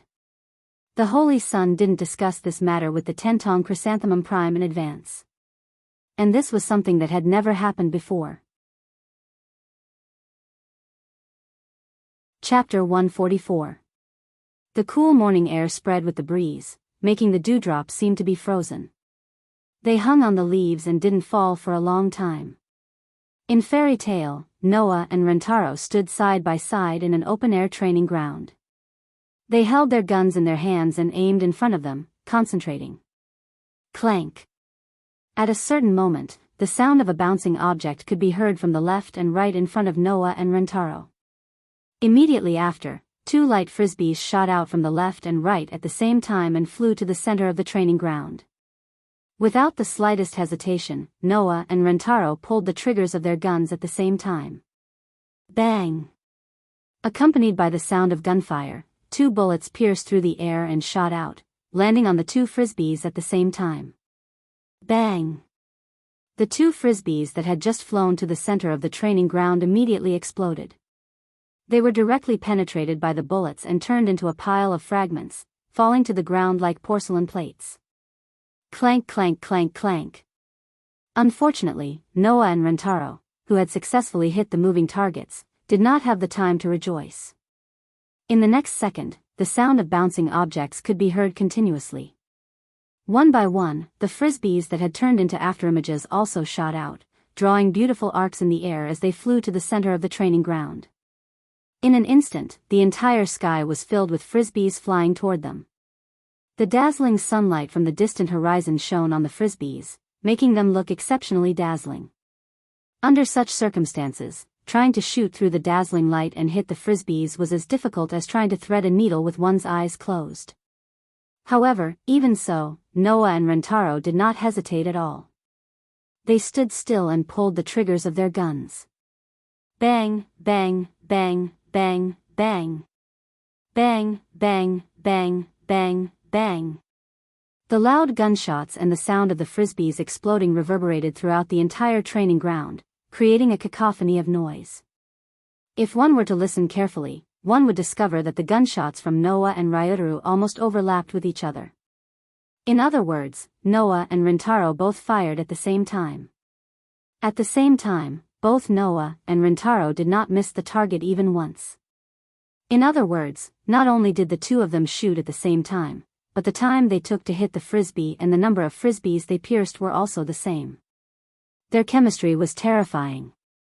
The only difference was that Noah and Rintaro took different amounts of time to reload. Noah's modified revolver only had 6 bullets. Therefore, every time he fired 6 bullets, Noah would slap his waist and throw a new round of ammunition into the air. In less than a second, he would flick his hand and flick the shell in his gun's magazine. Using his amazing technique, he would accurately load the bullets that fell from the air into the magazine's magazine before continuing to shoot. On the other hand, Rintaro's XD series pistol had more than 10 bullets in it. However, with Noah's amazing reloading technique, Rintaro was unable to beat Noah to the draw. The timing of their shots was always the same. Every time Rintaro ran out of bullets, he would need to reload as well. Logically speaking, without Noah's amazing reloading technique, Rintaro should be falling behind Noah more and more. However, that was not the case. Unlike Noah, Rintaro, who used the XD series pistol, only needed to take out the magazine and reload it with a new one. As long as one was specially trained, the time required for this process could be shortened to less than a second. Therefore, Noah and Rintaro both maintained the same timing, number of hits, and accuracy. When there was only one frisbee left in the middle of the training ground. For some reason, Noah suddenly stopped what he was doing, causing the time he took to pull the trigger was slower than before. This is my chance. Rintaro's eyes flashed with a hint of surprise as he quickly pulled the trigger. Bang! In the midst of the gunshot, the bullet flew across the sky and accurately pierced through the center of the frisbee in the middle of the training ground. Ryotaro didn't notice that at the same time he was pleasantly surprised. Noah had a triumphant smile on his face as he pulled the trigger. Bang! Amidst the smoke, the bullet fired from the modified revolver didn't land on the frisbee. Instead, it caught up with Ryotaro's bullet and slammed into it. Clang! In the midst of the crisp sound, the two bullets collided with each other and changed their paths at the same time, rebounding in different directions. As a result, Rintaro's bullet that should have pierced through the frisbee was completely ineffective. Rintaro was completely dumbfounded. Bang! At this time, another gunshot was heard. The bullet pierced through the air and pierced through the frisbee in the middle of the training ground. Bang! The frisbee shattered, and the fragments fell to the ground, announcing the end of the shooting competition. Rintaro stared at the fragments of the frisbee on the ground speechlessly. Then he silently looked at Noah, who was holding the gun with smoke coming out of the muzzle. He was speechless for a long time. To put it simply, he had a sullen expression on his face. Isn't that too despicable? Hearing Rintaro's sullen protest, Noah nonchalantly played with the gun and said, "This is also a shooting technique. I followed your instructions and only used shooting. How is that despicable?" "That's true." Rintaro was still unconvinced. He put his hands on his waist and covered his forehead with a helpless expression. "But can't you let an ordinary person like me win?" President Noah. Really? Noah had an innocent expression. "But I'm also an ordinary person." Rintaro's mouth twitched. Ordinary person? Killing the world-destroying protozoan named Scorpio, and easily defeating the 98th ranked IP, would the person who took it under his command be an ordinary person? Who would believe it if he said it out loud? Noah didn't realize that he had said something unbelievable. He gestured to the side with his mouth and signaled Rintaro to look over. Besides, in terms of shooting ability alone, that person over there is the one with the true godly skill. Rintaro couldn't help but look over at the same spot as Noah. Bang! Bang! Bang! Bang! On another field, Tina, who was lying prone on the ground, raised her sniper rifle and pulled the trigger again and again, shooting through one small target after another that was the size of a palm. Moreover, every shot hit the red heart on the target that was the size of a fingernail. Seeing this, Rintaro couldn't help but look at the field where Hino was shooting. There, 3 spherical objects were flying aimlessly in the air. Like cameras, they scanned the field, pacing back and forth as if they were patrolling. Rintaro clicked his tongue. That's Sandfeld, right? Sandfeld. It was a thinking interface. To put it more simply, it was a long-distance detection device. There was an extremely sophisticated observation device inside. It could wirelessly transmit the target's coordinates, temperature, humidity, angle, wind speed, and other information back to the controller's brain. It was because of Sandfeld that Hina could become a super sniper who could hit 100% of her targets even from a distance of 1 kilometer. Ayn Rand had implanted the neuron chip that controlled Sandfeld in Hina's brain. She had also implanted a metal balancer in Hina's body. This solved the problem of the arm shaking caused by the heartbeat and breathing of the sniper, making Hina a godly sniper who could hit 100% of her targets. In addition, the owl factor in Tina's body strengthened her vision, hearing, and other aspects. This allowed Tina to become a super strong sniper who was born for sniping. In one fell swoop, she shot up to the monster level of the 98th place in the IP ranking, achieving great fame. No matter how many times I see it, it's amazing, Rintaro said with sincere admiration. Even though Hina's sniping ability had only been strengthened to the extreme, Rintaro believed that even if he had Yen Zhu's help, he would have no chance of winning. Of course, that was under normal circumstances. Chapter 145. In fact, Noah, Hina, and Rintaro were not the only ones training in this large training ground.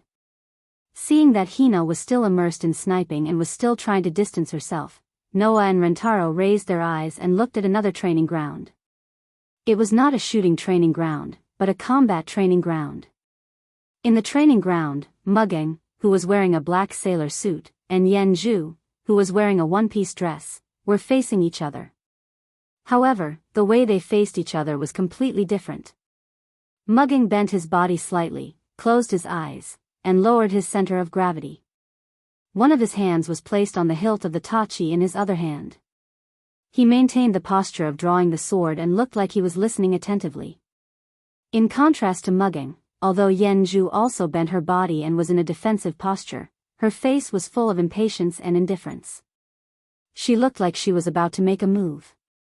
Outside the training ground, Xia Shi, who had dolphin-like genes and was better at using his brain than fighting, did not participate in the training. He stood to the side and was obviously acting as a referee. Rintaro, who was completely focused on Muggeng, praised him when he saw this scene. That's the nirvana heart of the tomato-style sword-drawing technique. It's an attack and defense combination of the tomato-style sword-drawing technique. Hearing Rentaro's words, Noah glanced at Muggeng and nodded. Although he did not know the essence of the tomato-style martial arts, Noah had learned a lot of martial arts and techniques from this world. Naturally, he could see that Muggeng's current state was the most suitable for both offense and defense. Moreover, Muggeng's stance did not have any loopholes. No matter which direction Yen Zhu attacked from, once she stepped into the attack range, Muggeng would definitely immediately draw his sword and mercilessly slash at Yen Zhu with lightning speed. Yen Zhu might not know the secret of Muggeng's current posture, but her extraordinary combat instincts made her not act rashly and she was waiting for an opportunity. However, it was clear that in terms of patience, Yen Zhu was much weaker than Muggeng. Looking at Yen Zhu's impatient expression, Noya and Ryotaro couldn't help but exclaim in their hearts at the same time. It's about time. It was just as Noah and Rintaro had expected. Ah! Yen Zhu suddenly released the power in her body. Her eyes turned crimson. Her body was like a cannonball. She rushed forward and charged forward. The first form of the Heavenly Child blade drawing technique. Almost at the same time, the crisp sound of wood and the sound of a katana being unsheathed rang out. Dripping water turns to ice. The sound of the tachi being unsheathed was very soft, only a slight whoosh sound could be heard. However, when the tachi was unsheathed and slashed in the air, the sound of something cutting through the air reverberated loudly. Clang! It was the sound of an indomitable slash cutting through the air, leaving the blade in Muggeng's hand and advancing forward. Almost everyone present could see that at the same time Muggeng pulled out his sword, a dazzling sword light fiercely cut through the sky. With a sharp sound, it slashed towards the charging Yan Zhu. In an instant, Yan Zhu's face showed an embarrassed expression. Yan Zhu had never seen a flying slash or anything like that. Not to mention Yan Zhu, even Rentaro's mouth formed an O shape. Even Noah was a little surprised. He didn't expect Mugang's swordsmanship to be so high that he could slash from a distance. It was simply shocking. Fortunately, no matter what, Yan Zhu was someone who Noah personally taught her combat skills. After a moment of embarrassment, she immediately reacted and leaped up. Whoosh! Yan Zhu immediately leaped high into the air and dodged the incoming slash. Then, she dove down like a torpedo and rushed towards Mugang. This time, it was Mugang's turn to show a surprised expression. While hurriedly retreating, he repeatedly slashed. Clang, clang, clang. The sound of the sword light cutting through the air rang out continuously. The saber light flashed and soared into the sky. It seemed as if a sharp steel blade was sweeping towards Yan Zhu, who was shooting down from midair. However, this time, Mugang had obviously miscalculated. Mugang only thought that Yan Zhu, who was in midair, had no way to change her direction, so he unscrupulously slashed. Unfortunately, this judgment was wrong. Because even if Yan Zhu couldn't dodge, she could choose to block. Hey-ya! In midair, Yan Zhu let out a delicate cry. Her body spun, and the iron shoes on the soles of her feet kicked out along with her slender calves. She heavily kicked the blade light that was flying towards her. Bang! With a muffled sound, the sword light in mid-air was directly shattered by Yan Zhu's kick, stirring up a gust of wind. In turn, it pushed Yan Zhu, causing her to dive even more fiercely and fiercely. Mugang finally understood his mistake and hurriedly retreated. However, this was another wrong judgment. Yan Zhu was a rabbit-type initiator. Not only was her leg strength strengthened, but her speed was also unprecedentedly enhanced. Therefore, when Mugang was still retreating, Yan Zhu, who was on the ground, bounced out of her body like a spring and appeared in front of Mugang, who was retreating. Hey! Immediately after, Yan Zhu raised her leg and kicked up from below. With an uppercut, she heavily kicked the sword in Mugang's hand. Clang! The sword in Mugang's hand was immediately kicked away. Stop! Outside the arena, Xiaoshe accurately grasped the opportunity and made the judgment. This round is Yan Zhu's victory. Yay! Yan Zhu immediately cheered and pounced in Noah's direction. President. Did you see that? I'm super powerful, right? Noah could only catch the pouncing Yan Zhu and said with an exasperated expression. Yes, yes, yes, you're the best.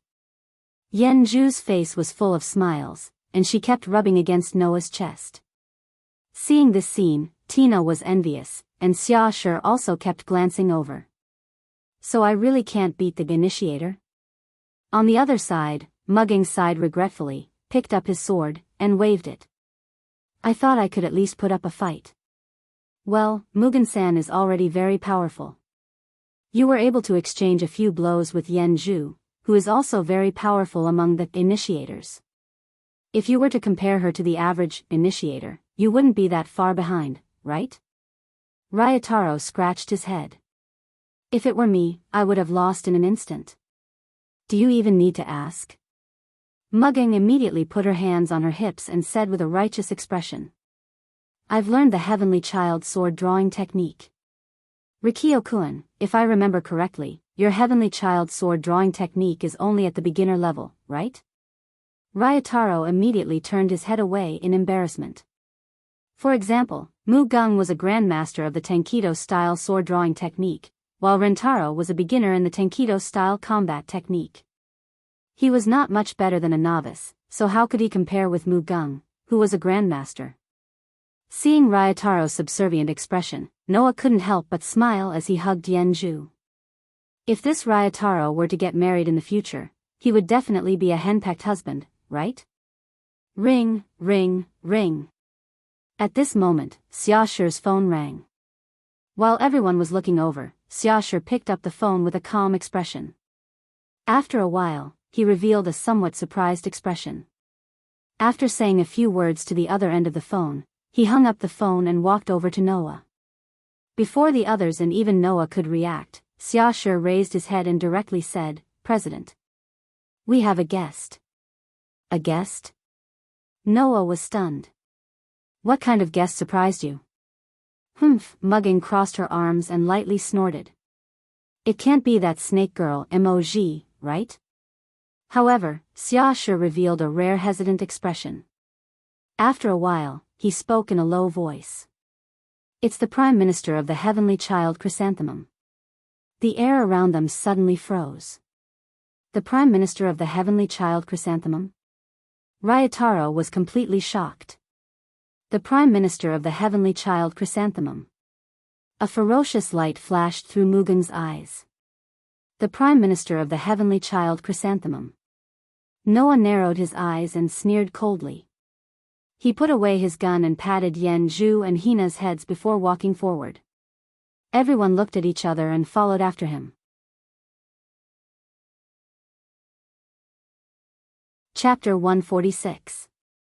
Kacha. When the door to the reception room was opened, the scene in the room was revealed to Noah and the others. Noah and the others immediately saw the figure. It was a figure that they often saw on television. Undoubtedly, the old man was 4 to 5 times older than Noah and the others. However, the old man in a kimono was sitting upright on a cushion in the reception room with his eyes closed. He looked like a swordsman in cultivation and exuded an awe-inspiring aura. Looking at the old man who hadn't changed at all despite not seeing him for a long time, Mugen and Rentaro's expressions were tense. They didn't look like they were meeting a family member at all. Instead, they looked like they were facing a great enemy. Compared to Mugino and Ryotaro, Noah, who had been fighting with the old man for more than a year, had a calm expression on his face as he casually said, "Xiaoshi, take Hina and Yen Zhu out." Xiaoshi nodded without hesitation after fully understanding the relationship between Noah and the Tenkyo chrysanthemum.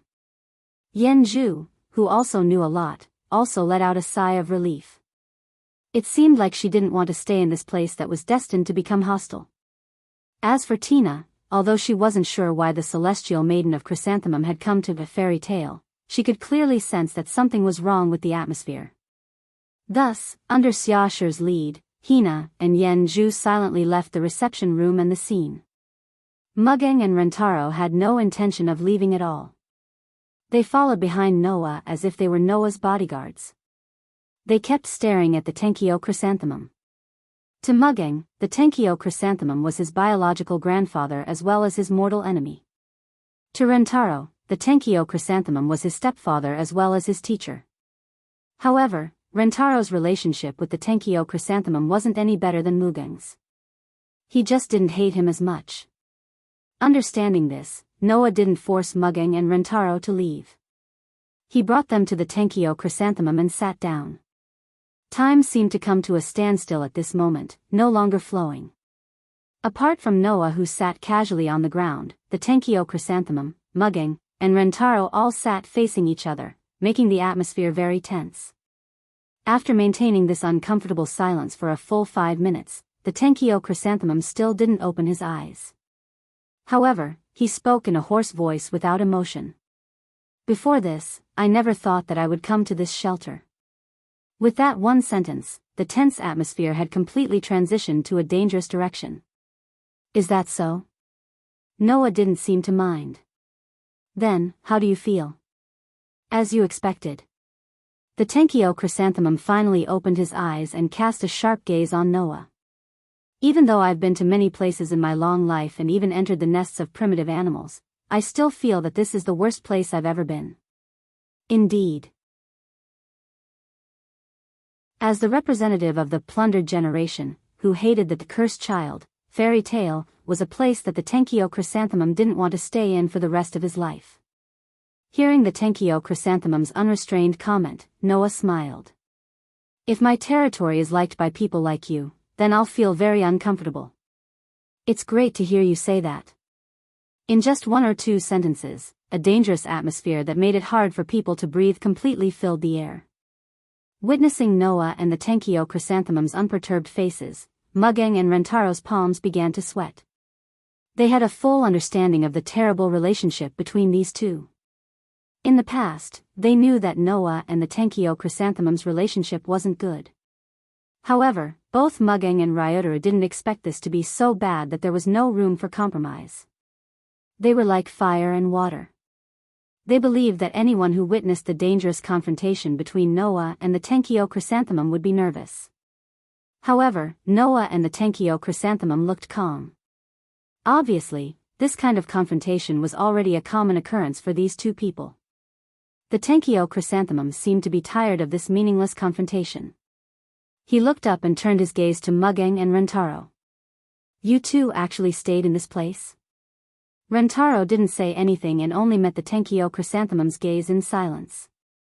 Mugang narrowed his eyes and revealed a bewitching smile at the Tenkyo chrysanthemum. "Long time no see, Your Excellency Tenkyo. I've been missing you all the time." Mugang's words didn't carry any warmth. Instead, they emitted a bone-chilling coldness. "Humph," the Tenkyo chrysanthemum lifted his chin with a cold gaze. "You know that you can't do anything with your strength, so you came to this place to wag your tail? It's just a coincidence." Mugang smiled without wavering. "So, you're overthinking, Your Excellency Tenkyo." The Tenkyo chrysanthemum stared at Mugang's smiling face for a long time. "You've learned how to talk glibly after not seeing you for so long. If Your Excellency Tenkyo doesn't like this, I don't mind showing my truest side to you." Mugang slowly withdrew his expression and a cold luster bloomed in his eyes. "After all, you also know that I will bury all of the Tenkyo. All of them must die." The Tenkyo chrysanthemum narrowed his eyes and his sharp gaze gradually turned dangerous. No one would have thought that such a conversation was between a grandfather and his granddaughter. And it was precisely because he had a certain level of understanding of the relationship between Mugenko and Chrysanthemum that Rentaro, who had remained silent all this time, felt a chill run down his spine.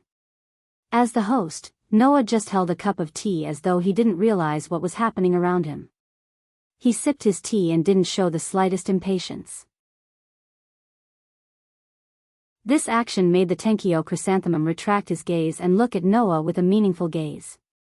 "You're calmer than I thought. Don't you care about my purpose for coming here?" "I only care if you've accomplished your so-called purpose." Noah continued to sip his tea without even glancing at the Tenkyo chrysanthemum. "If you've accomplished it, then you'd better leave this place quickly. Otherwise, you might not be able to leave at any time." Rentaro, who didn't expect Noah to say such words, couldn't help but be startled. Mugang's eyes flashed and her hand that had been holding the scabbard in her hand tightened. She looked as if she would be the first to rush forward if a fight broke out. "You're really unscrupulous." The Tenkyo chrysanthemum stared closely at Noah. "Is this how you affect the Holy Son of Heaven?" "The Holy Son of Heaven?" Mugang and Rentaro were stunned. Noah's hand movements paused slightly. He raised his head and met the Tenkyo chrysanthemum's gaze. After a while, he smiled inexplicably. "What's wrong? Did you fall out of favor with the princess? I heard that you've been accompanying the Holy Son of Heaven as a guard during the time I left the Tokyo area. You even forced Chiwu Zhongshuan back to the Osaka area." The Tenkyo chrysanthemum ignored Noah's ridicule and continued to speak. "Since then, the Holy Son of Heaven has changed. He seems to be more active in participating in the political power than before. Even the part that I usually assist also participated in, which surprised me very much." When Mugang and Rentaro looked at each other, Noah raised his eyebrows and smiled faintly. "In other words, you've really fallen out of favor with the princess? Because the previous rulers have always been immature and controlled most of the political power. Now, the immature rulers have finally begun to grow and finally began to declare their sovereignty. So, you, who feel that your position has become precarious, are afraid and can only come to me to find the reason?" However, just as this sentence fell, the Tenkyo chrysanthemum unexpectedly showed an angry expression. "Stop talking nonsense."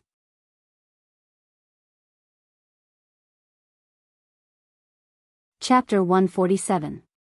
The sudden roar of the celestial child, Chrysanthemum Prime, stunned everyone present, including Noah. Although the Holy Son of Heaven is indeed immature, she is the only one in the history of the Holy Son of Heaven that I respect. Only she can be called a true wise ruler.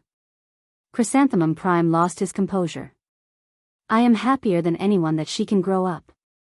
Even if she can stand alone one day, I will still stand behind her and assist her. As he said that, Chrysanthemum Prime's eyes seemed to be burning with raging flames. There was not a trace of hypocrisy in them, which told Noah and the others that these words were completely from his heart. Although it surprised Noah, Mugeng, and Rentaro, this old man seemed to really respect and love the current Holy Son of Heaven. This couldn't be faked. Since the growth of the princess not only didn't make you feel threatened, but you are also proud of it, then why are you still saying this? Noah frowned. Isn't it your purpose to come here to investigate the reason why the princess changed? This is indeed my purpose, but what I care about is why the Holy Son of Heaven changed like this. Chrysanthemum Prime calmed down again with a solemn expression. What did you do to make the Holy Son of Heaven change like this? What did I do? Noah suddenly smiled. Do you think I would deliberately do something to change the princess? Hearing this, the celestial child Chrysanthemum Prime Minister fell silent.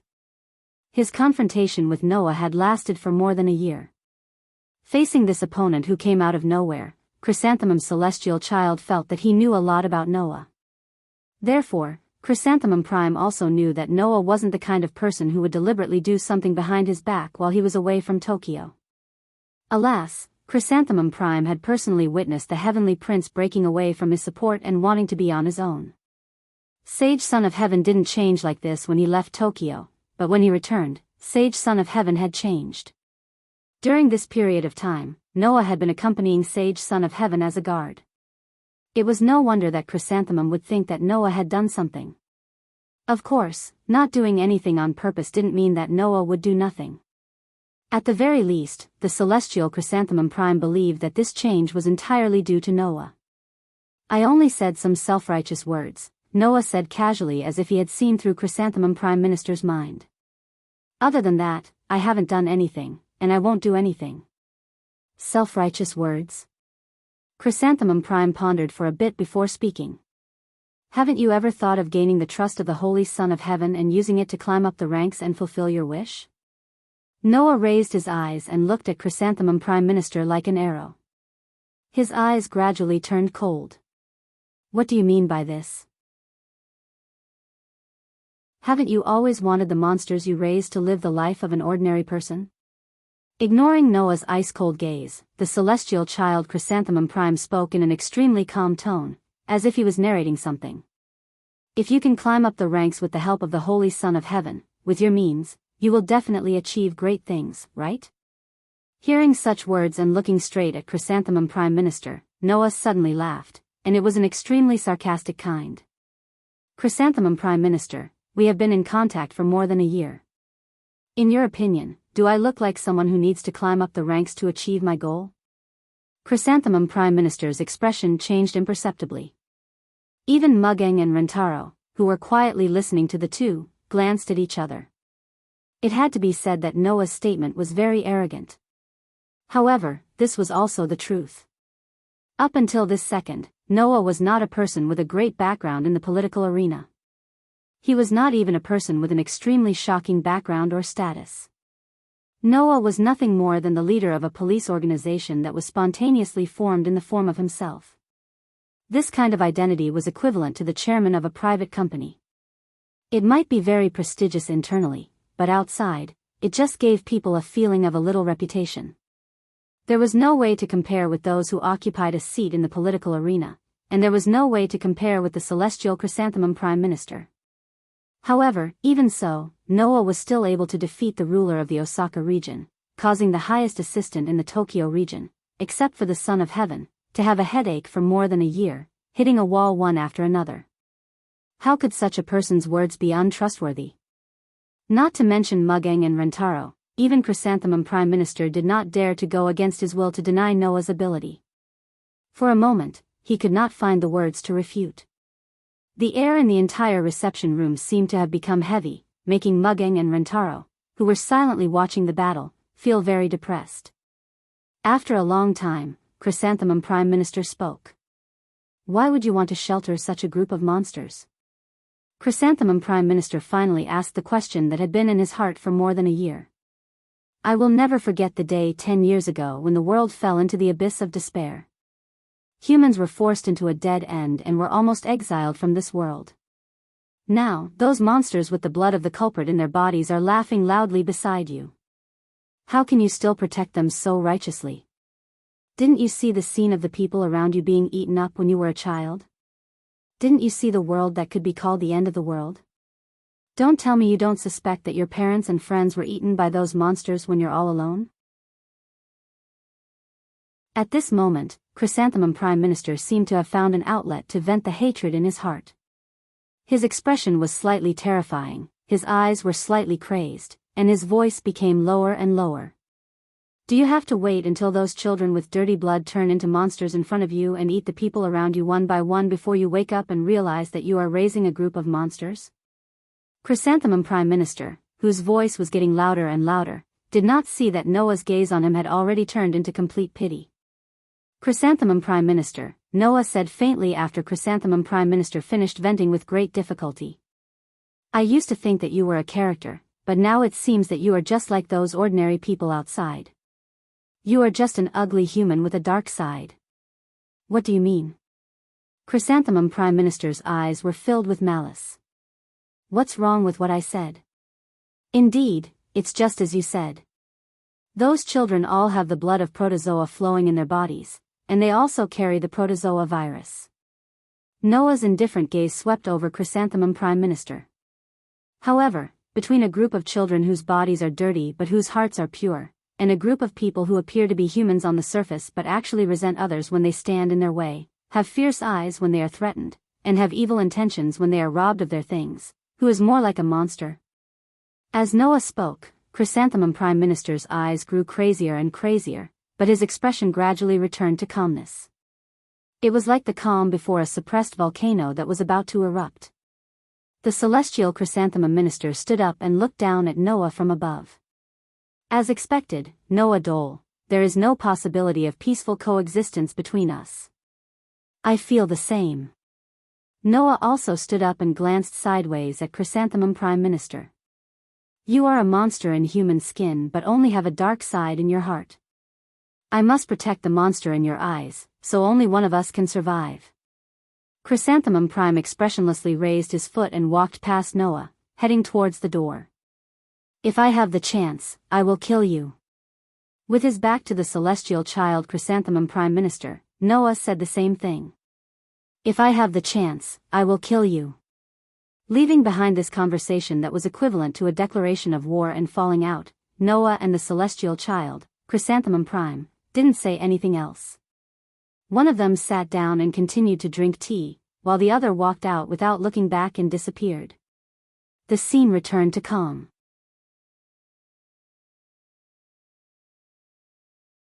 Chapter 148. Phew. In the reception room, Mugging and Rentaro, who had been holding their breath for some time, couldn't help but let out a long sigh of relief the moment the Tentong Chrysanthemum Prime Minister left. Only then did Mugging and Rentaro realize that because of the extremely dangerous atmosphere and dangerous conversation between Noah and the Tentong Chrysanthemum Prime Minister, they were already so nervous that their backs were covered in sweat. Just now, Mugging and Rentaro witnessed Noah and the Tentong Chrysanthemum Prime Minister officially declaring war on each other, and from then on, they would become complete enemies.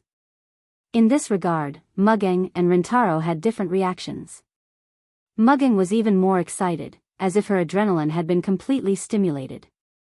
It made people feel that the person who just declared war on the Tentong Chrysanthemum Prime Minister was not Noah, but herself. Rentaro, on the other hand, was full of hesitation. Looking at Noah, who was leisurely drinking tea as if nothing had happened, he spoke with some concern. That old man is the assistant of the Holy Son of Heaven in Tokyo. Is it really okay for you to directly declare war on him?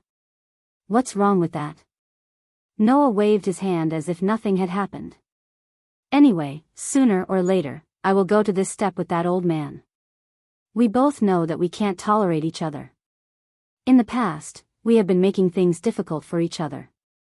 Undoubtedly, we are just putting things on the table for nothing. There's no difference.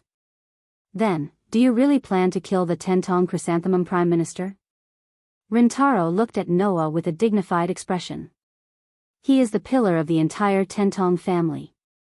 The Tentong family's influence in Tokyo is not ordinary. Even the Holy Son of Heaven has no way to punish him. I have fully experienced these things in the past year. You don't need to tell me. Noah glanced at Rintaro. Do you think that if I am not prepared to bring down the entire Tentong family, I will declare war on that old man? Rintaro recalled that last time, Noah had asked Muri for some evidence of some of the Tentong family's political figures doing illegal things behind the scenes. Come to think of it, since that time, Noah had already planned to deal with the Celestial Tong family. However, as the adopted son of the Tentong Chrysanthemum Prime Minister, Rintaro felt that this matter was not so optimistic. In the past, when Rintaro was still the adopted son of the Tentong Chrysanthemum Prime Minister, the Tentong Chrysanthemum Prime Minister intended to train Rintaro to become a politician. Because of this, Rintaro had followed the Tentong Chrysanthemum Prime Minister to various occasions more than once. Thus, he had a thorough understanding of the Tentong family's power. In Rintaro, Tentong Chrysanthemum Prime Minister had no way to deal. Chrysanthemum, Tentong Chrysanthemum, Tentong Chrysanthemum, Rhinum Prime S's also, Chrysanthemum, Chrysanthemum. Therefore, the declaration of war between Noah and the Tentong Chrysanthemum Prime Minister was only the beginning of a long tug-of-war between the two. Rintaro, I know what you are thinking, but the conflict between me and that old man can't be mediated. Noah sighed faintly. I didn't ask you to take sides and help me deal with the Tentong Chrysanthemum Prime Minister. You don't have to worry. Rintaro breathed a sigh of relief. Although Rintaro didn't have a good impression of the Tentong Chrysanthemum Prime Minister, the other party was also his stepfather. If he had to deal with the Tentong Chrysanthemum Prime Minister, even if there was no burden in his heart, it would still be very stressful. When necessary, Rintaro didn't mind helping Noah. However, if he was completely involved in the struggle between the two, Rintaro didn't have the confidence to keep up with the footsteps of these two opponents who were very terrifying in all aspects. Because of this, Rintaro didn't consider staying out of the matter, but he still had the idea of avoiding as much trouble as possible. However, just as Rintaro made such a decision, Muggins suddenly sat in front of Noah and looked at Noah with a serious expression. Then, how about letting me help you? Noah's action of drinking tea suddenly paused. Mugen-san?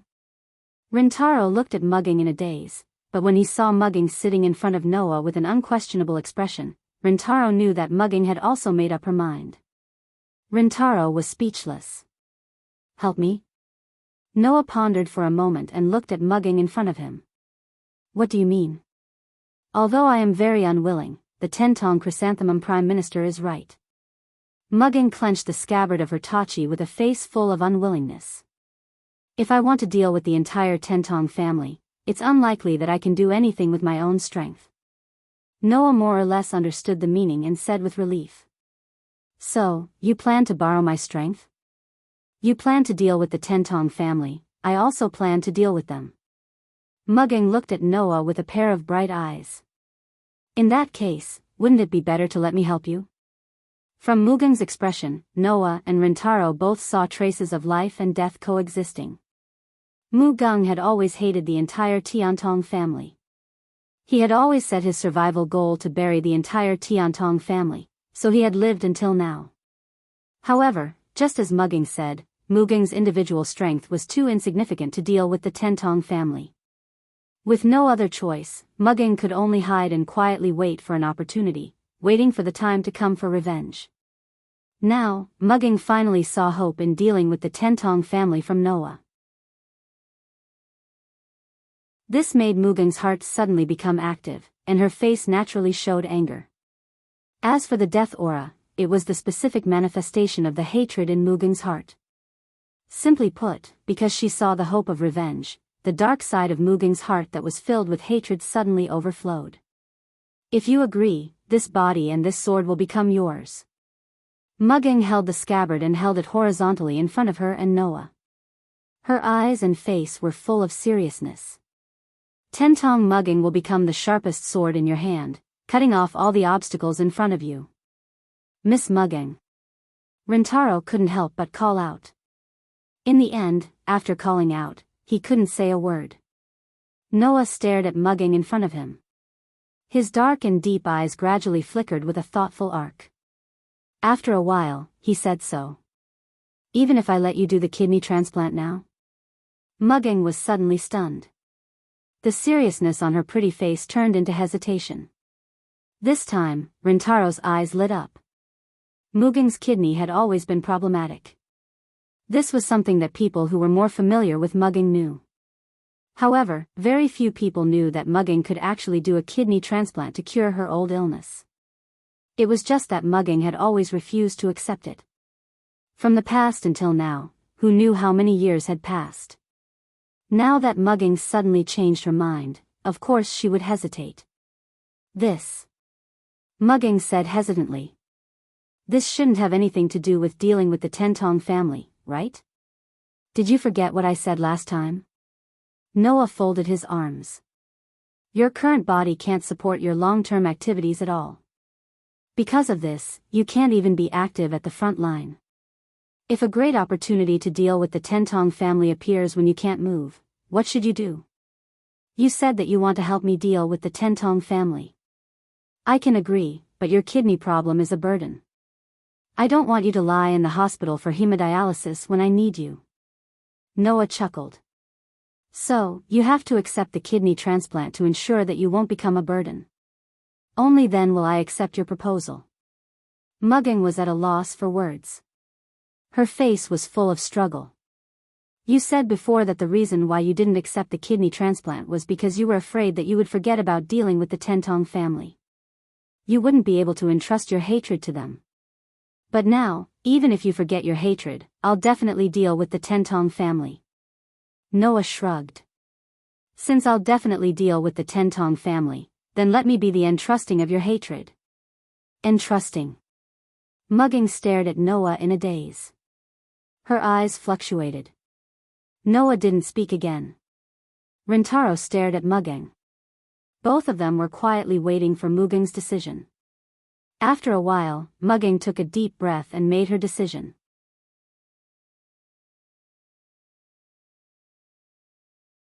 Chapter 149. The smell of disinfectant permeated the air, bringing with it an extremely pungent smell. In the cold corridor, Noah and Rintaro sat on a bench and stared at the door in front of them. It was the door of one of the hospital's operating rooms. At this time, the door was tightly shut and the red light that indicated surgery was still on, indicating what kind of work was going on inside. Noah and Rintaro had been sitting there for quite some time. While waiting, the two of them didn't have a proper conversation. Of course, it wasn't that Noah and Rintaro didn't want to talk. It was just that Rintaro's current state made it impossible for them to maintain a normal conversation. Noah turned his head and looked at Rintaro, who was so nervous that he began to sweat. He shook his head helplessly. Rintaro, can you not be so nervous? Okay. Rintaro looked as if his soul had left his body. His forehead was still dripping with sweat. I know. Although he said that, Rintaro didn't seem to have any intention of relaxing. He even clasped his hands together tightly. Noah began to wonder if Rintaro had heard him. There's no point in being so nervous. Noah could only try to persuade him. The doctor said that with the medical standards in Tokyo, the success rate of this operation is very high. There's basically no risk. Why are you so nervous? You're right. Rintaro let out a long sigh. But I can't help it if I'm still nervous. You're right. Noah nodded his head in distress. Why don't you find something to talk about and I'll talk to you about it? Is that so? Rintaro pondered for a moment and said. Thank you. Noah couldn't help but be stunned by such a brainless thank you. What are you doing? If it weren't for you, Miss Mugging's problem might not have been solved. Rintaro seemed to be immersed in the topic. He clasped his hands and his eyes flickered slightly. Actually, Miss Muging's kidney problem didn't just affect her body. I suspect that it even affected Miss Muging's mind. Affected the mind? Noah was surprised. What do you mean? Ryotaro hesitated for a moment before speaking. Didn't you notice that Miss Muging's behavior was too abnormal when she talked about the hatred with the Tiantong family? Abnormal?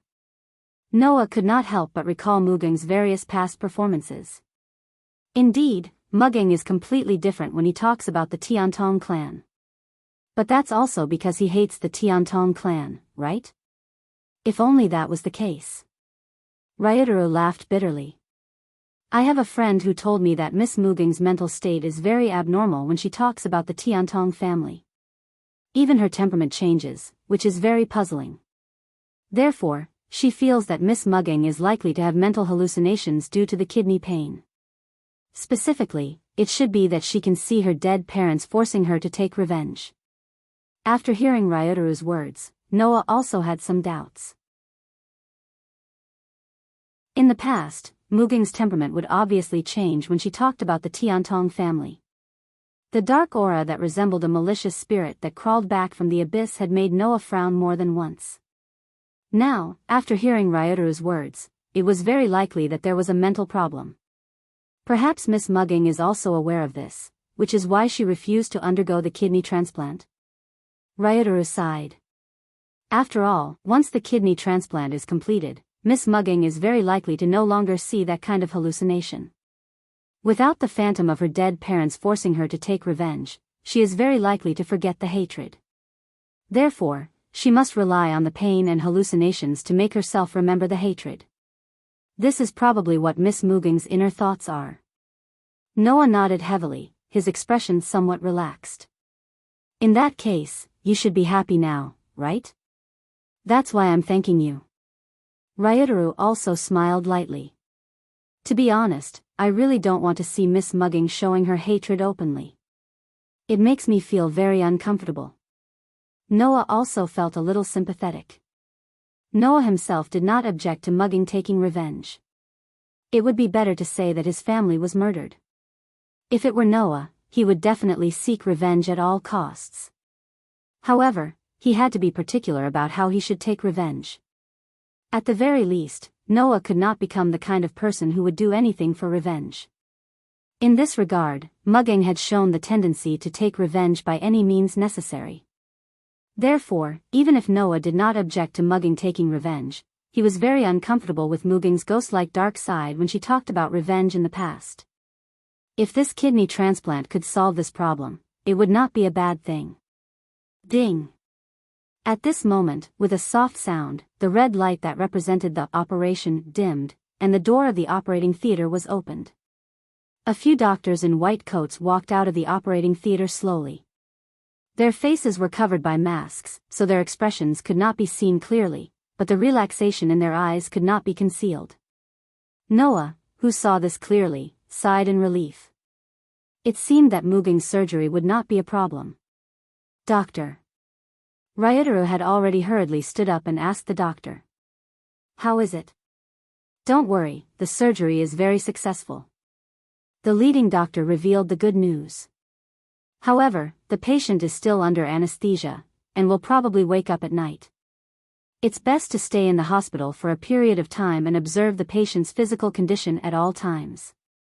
Got it. Noah shook hands with the chief surgeon. Thank you, doctor. The doctor immediately exchanged a few pleasantries, and then left the scene with the rest of the people. Noah and Ryotaru looked at each other, smiled, and walked into the operating theater. Tokyo District 1, Sacred Residence. Under the Sacred Residence, the door of the National Defense Operations Headquarters was forcefully opened. The Sacred Son of Heaven quickly walked into the room. There, all the officials and the assistant Tentong Chrysanthemum stood up from the conference table together. The Sacred Son of Heaven immediately reached out and asked everyone to sit down, and looked at the Tentong Chrysanthemum with a serious expression. What happened? Yes. The Tentong Chrysanthemum nodded. At 21:30 today, an unknown number of primitive animals appeared near Monolith 32 and attacked the self-defense forces. The sacred Son of Heaven could not help but tighten his arms.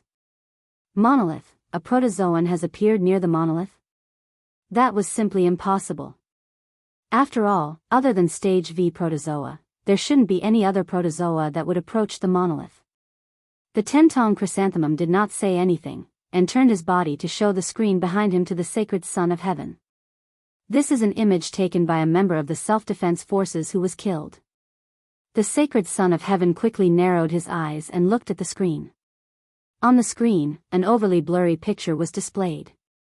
It was a picture taken in the dark.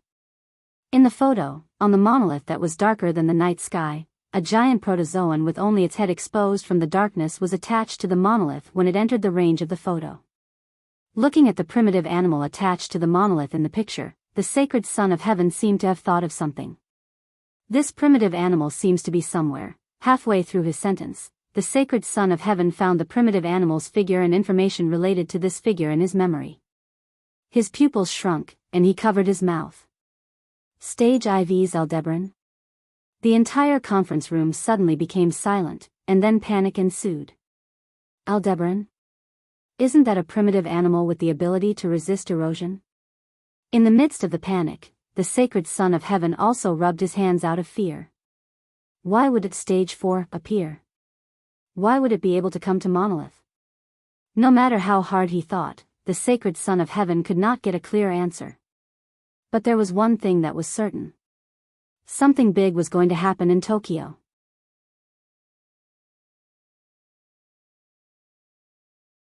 Chapter 150. In the corridors of the holy residence that were as white and smooth as ivory, Noah directly passed many guards who brushed past him and walked forward with a serious expression on his face. In the holy abode, many guards saw Noah in a hurry and wanted to question him. However, when they recognized who he was, their faces turned green and they ran away in panic.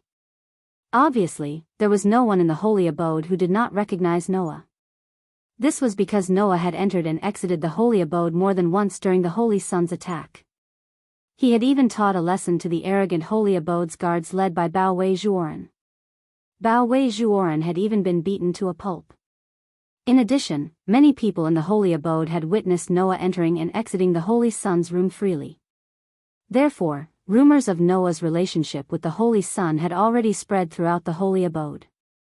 Otherwise, why was the former captain of the holy abode's guards, Bao Wei Zhuoren, beaten up by Noah for no reason? Why was Noah not punished? Otherwise, why would the arrogant holy abode's guards, who had worked for the Holy Sun for almost 10 years, be dismissed overnight? Wasn't it because the guards of the holy abode offended Noah, and the Holy Son of Heaven supported Noah, so the guards of the holy abode, led by the Holy Son of Heaven, were fired? Therefore, even though Noah himself did not know about this, Noah had become the number one person in the holy abode that they could not afford to offend. Therefore, when Noah suddenly came to visit and barged into the holy abode, no one stopped him or questioned him. Noah did not pay much attention to this. This was because Noah was puzzled. As Mu Gung had just undergone a kidney transplant yesterday, Noah and Rentaro had stayed in the hospital to take care of Mu Gung. They only heaved a sigh of relief when Mu Gung woke up this morning. However, before Noah and Rentaro could wake up from their stupor, Mugging, who seemed to be in good spirits, suddenly called Noah's phone. The caller was none other than the Elysian Emperor himself. The Holy Son of Heaven did not mention the purpose of the call. He only used an extremely low voice to invite Noah to the holy residence. Sensing that something was amiss, Noah did not refuse. Even though he was filled with questions, he still accepted the Elysian Emperor's invitation. After leaving Mogan in Rentaro's care, he headed straight for the Elysian Emperor's residence. However, when they arrived at the holy residence, Noah realized that the atmosphere in the holy residence was inexplicably tense. Some people carried on with their work in an orderly manner as usual. However, there were some who clearly had a gloomy and nervous look on their faces. It was obvious that they had a lot on their minds, and their faces were full of ugly expressions. Furthermore, the holy residence was much livelier than before. Many officials who seemed to hold important positions were entering and exiting the sacred residence with anxious expressions. This was also the reason why the atmosphere in the sacred residence was so tense. Noah's intuition told him that something big must have happened. At that moment, Noah narrowed his eyes and quickened his pace. He arrived in front of the Elysian Emperor's room and pushed open the door. President Noah. The moment the fragrance of the Elysian Emperor's room entered Noah's nose, the Elysian Emperor, who was sitting on the sofa in the spacious room, stood up and looked at Noah. Her usually pure and holy face was filled with haze.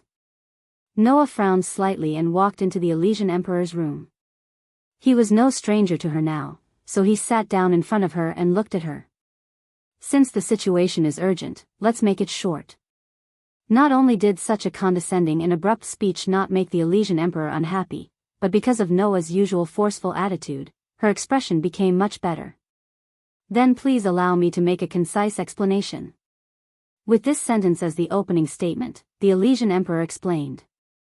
As the Elysian Emperor's words unfolded, Noah's expression became more and more surprised. In the end, his eyebrows were tightly knitted together. Aldebaran. This was the identification code of a very famous, Stage 4, protozoan. Noah had also learned of its existence from some sketchy records. Among the 11, Zodiac, Stage V, so far, 3 had been confirmed to have been destroyed. He was killed by the number 1 IP, the world's strongest initiator, who was once considered to be invincible, who brought fear to mankind, and who also led an entire army of protozoa, Taurus. They were killed by the German initiator, who was ranked second on the IP list, Virgo. Then, it was the Scorpio that was killed by Noah. Not long ago, everyone in the Tokyo area witnessed his body being smashed to pieces. And Aldebaran was one of the members of Taurus' army, an ancient protozoan that would often appear together with Taurus. Because Taurus was one of the very few Stage V protozoans that would act in groups, Aldebaran was equivalent to its left and right hand. Therefore, people used the brightest star in Taurus as the identification code of this protozoan. Of course, this was not only because Aldebaran was the left and right hand of Taurus, but also because Aldebaran had a special ability.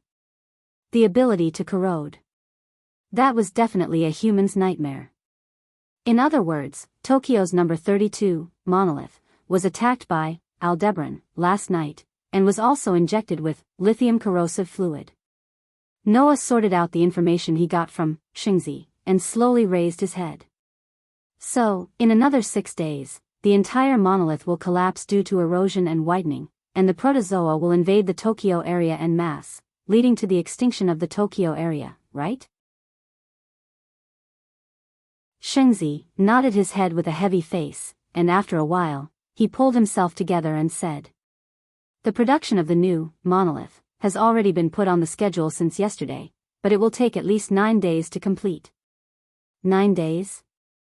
Noah muttered as he bit his fingernails. In 6 days, the monolith will collapse, and the protozoans will invade Tokyo, and in 9 days, the new monolith will be completed. So, in the middle 3 days, the invasion of the protozoans must be stopped, and the Tokyo area will be spared? Soon, the widening of the monolith will be exposed to the public, and at that time, the entire Tokyo area will usher in unimaginable chaos.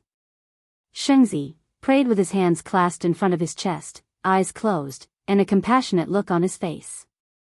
Although there is a deep underground bunker in the Tokyo area that can serve as a shelter for the people, it can only hold 30% of the people, and the food inside can only last everyone for 2 months.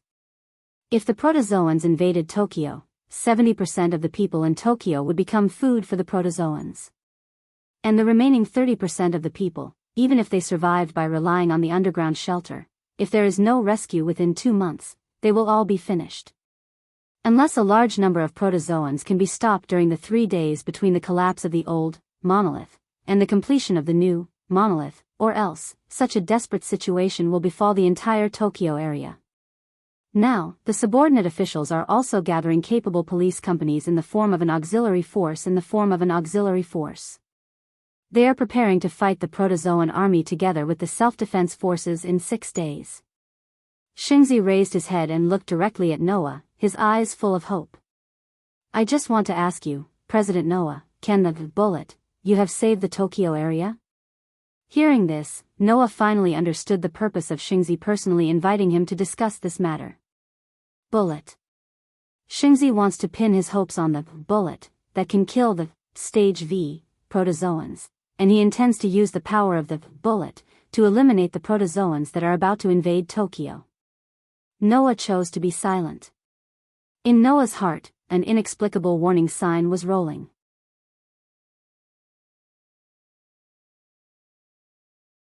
Chapter 151. In the ward filled with the smell of disinfectant, silence filled the air.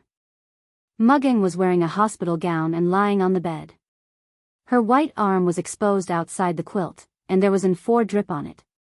This made the usually proud and confident Mugging show a sense of weakness that outsiders couldn't see. However, those who observed carefully would be able to see it.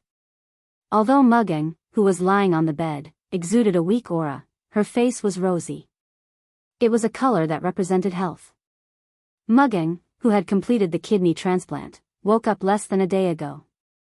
Unfortunately, in less than a day, Mugging, who had regained consciousness, also received a terrifying piece of news that left him speechless and shuddering. The monolith collapsed. Mugging's rosy face was slightly dignified, and she bit her lips. Something like this actually happened. Miss Mugging, what should we do now? On the side, Rentaro sighed with a sad face. Just now, I also received an invitation to form an auxiliary force. Auxiliary force? Mugging also sighed. Has it already reached this point? As long as one had taken the police license exam, they would have heard of the term, support system, in the lectures for the police license exam. It was a policy that allowed the police to form their own teams to join the self-defense forces when the government took emergency measures. Therefore, the so-called auxiliary system referred to the police team system under the self-defense forces. Once this system was launched, the police could not only form their own teams, but also form their own auxiliary force. They would become the same as the self-defense forces, but also independent of the self-defense forces. There would also be a legion commander in addition to the captain of the auxiliary force, who would command all the police teams and conduct battle. Simply put, all the police would first find their own teammates, form a team, and then all of them would gather together under the command of a legion commander. Now, the Tokyo area was facing an unprecedented crisis, so it was inevitable that the Tentong Civilian Police Company would receive an invitation to form an auxiliary force. In other words, Rentaro, who received this invitation, had to find his own teammates as the captain of the auxiliary force and form a team. It's developed to the point where it's a headache. Mugging was speechless, then she looked at Noah, who had been silent the whole time, and asked in confusion. What's wrong? Noah raised his eyes slightly and looked at Mugging. After a while, he shook his head. I don't know why, but I have a bad feeling about this. Is it just a bad premonition? I thought that even you felt a sense of crisis. Ryutaru smiled bitterly. It's normal to have an ominous premonition. After all, the entire Tokyo region is facing a great crisis. No. That's not true. Noah kept these words in his heart and did not say them out loud. If only the entire Tokyo region was in danger, Noah would never have such an ominous premonition. This was because Noah did not have the slightest good impression of Tokyo. Whether it would be destroyed or not, Noah didn't care at all. Noah only needed to ensure that the people he cared about could survive. That was enough. Therefore, Noah knew that the ominous premonition in his heart was definitely not because the Tokyo region was facing a great crisis, but because the people he cared about were facing a crisis. It was this inexplicable ominous premonition that prevented Noah from giving a clear response to Seiko, who had high hopes for Bullet. Ignoring Seiko's anxiety, he subconsciously gave a perfunctory response. Noah would never doubt his own intuition. Therefore, after leaving Seiko and coming to the hospital, Noah had been worried about this matter. He did not care about the Tokyo region's crisis that everyone was concerned about. No matter what, we have to form an auxiliary force to protect the entire Tokyo region. Otherwise, everyone will die. Although Mugino was very concerned about Noah's strange behavior, he saw that Noah was silent, so he didn't ask anything. Instead, he turned to Rentaro and said, "Rino-kun, have you thought about who you want to team up with?" Ryutaru's expression suddenly became awkward. Needless to say, Ryutaru definitely had not thought about who he wanted to team up with. In fact, Ryutaru's road to team up was quite bumpy. Ryutaru was already relatively young, only 16 years old this year, 2 years short of the minimum age limit for police officers. For the rest of the police officers who were mostly thugs, who would look up to Ryutaru. Moreover, Ryutaru's IP ranking was only 9,900. This ranking was very impressive in the eyes of the police officers who were not very capable, but the truly powerful police officers would only look down on such a ranking. In other words, not only would it be difficult for Ryutaru to find a teammate, but even if he did find one, it would be impossible for him to find a teammate who was very powerful. Wah! At this moment, the entire hospital was in an uproar. What's going on? Mugging and Ryutaru were shocked, and even Noah was stunned. His heart inexplicably tightened. A thought flashed through his mind, and Noah immediately walked in front of the TV in the ward and turned it on. Beep! When the sound of the TV being turned on echoed in the ward, Noah, Mugging, and Ryutaru saw a piece of news that was specially marked as urgent. It was a news report that was accompanied by an image taken from a helicopter. The volume of the helicopter's propeller was particularly shocking. The reporter's voice also sounded very distant. However, the content of the reporter's words was clearly transmitted to everyone's ears. Unfortunately, Noah, Mugging, and Ryutaru were no longer paying attention to what the reporter was saying with a face full of excitement. This was because their attention was completely captured by the video on the TV. Through the magnification of the camera, a huge black fortress was displayed on the screen.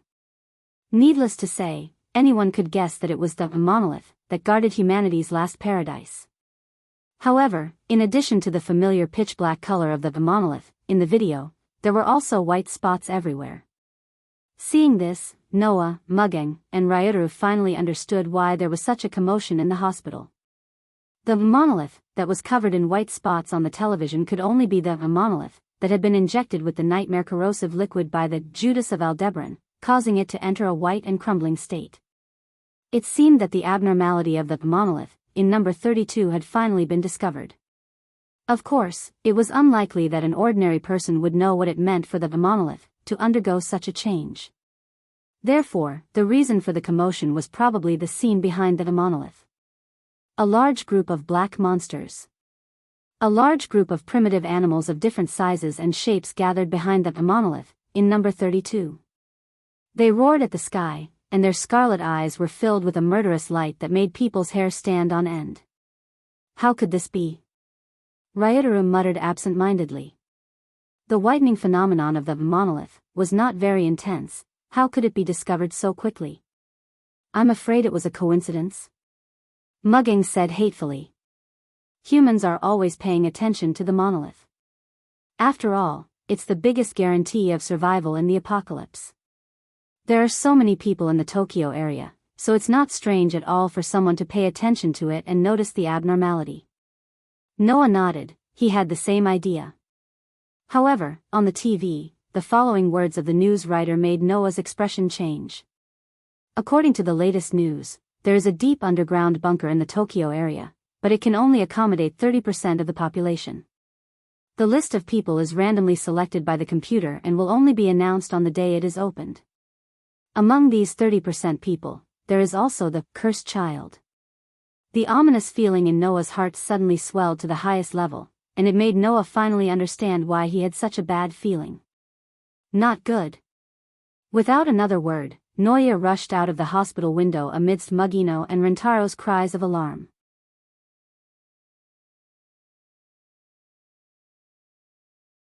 Chapter 152. Drive them out. Drive them out.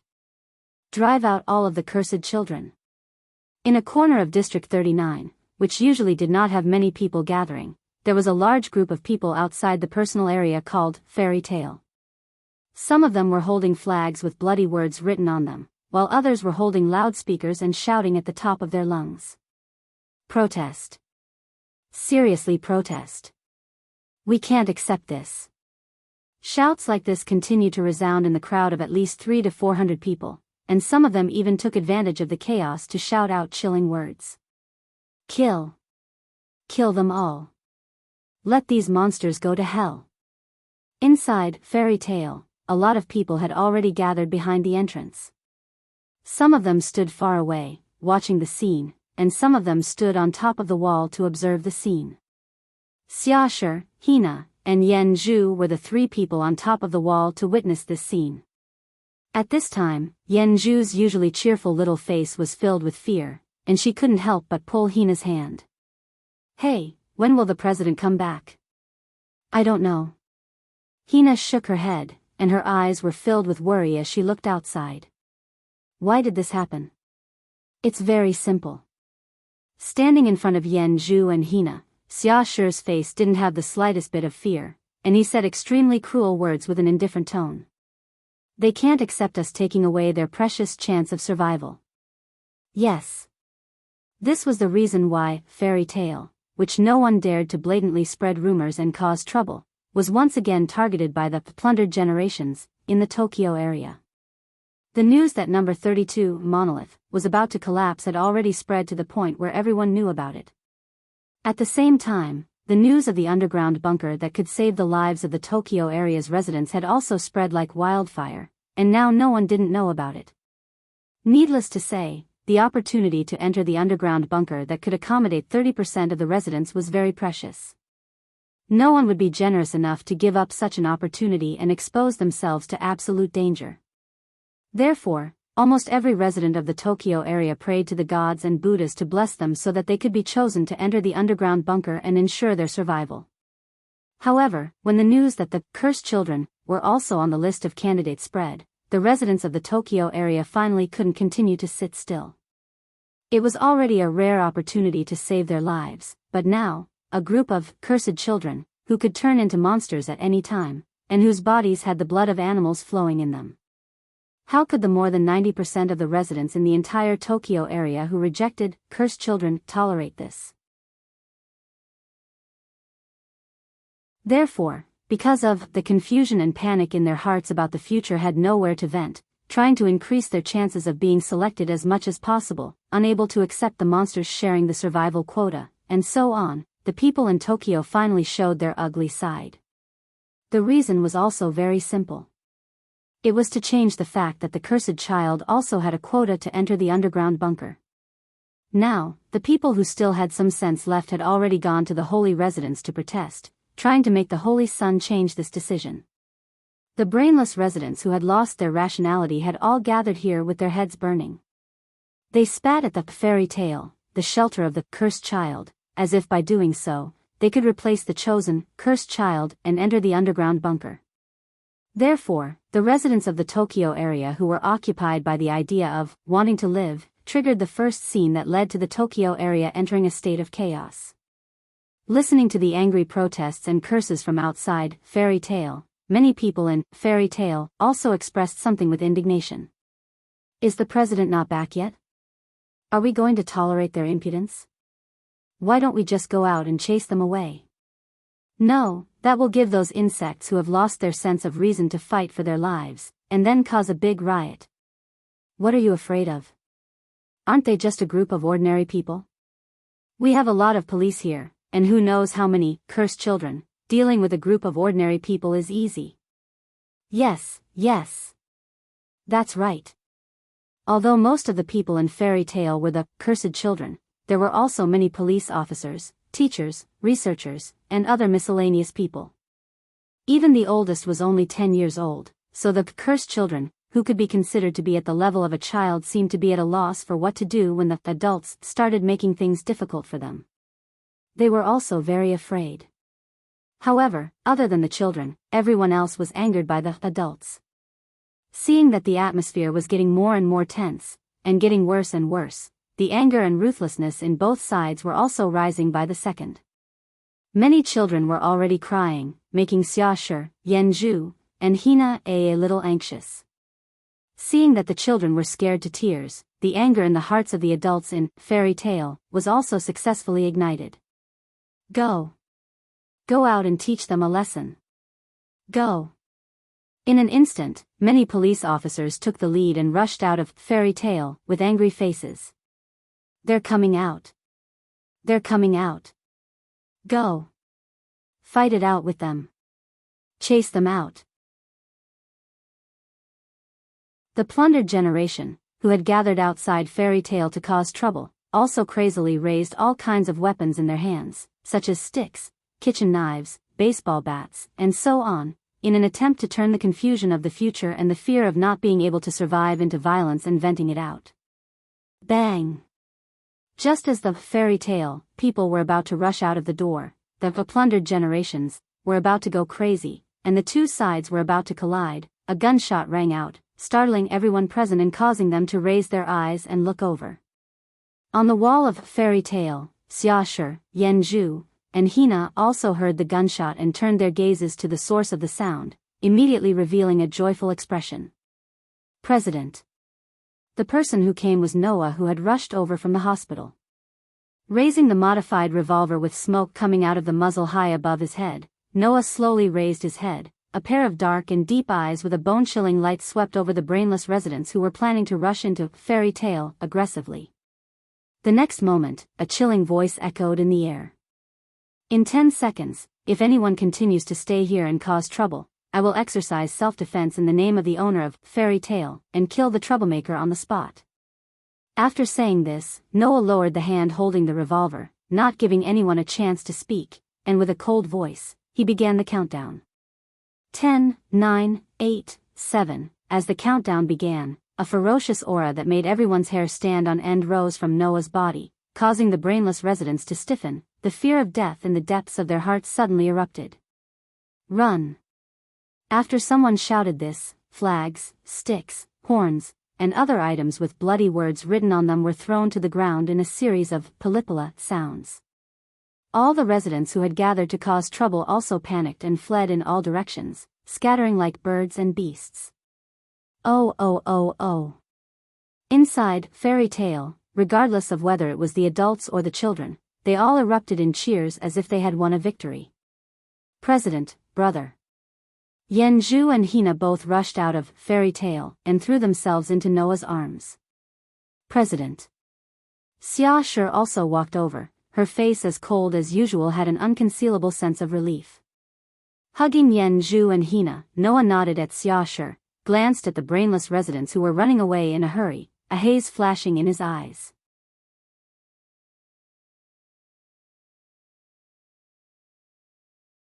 Chapter 153.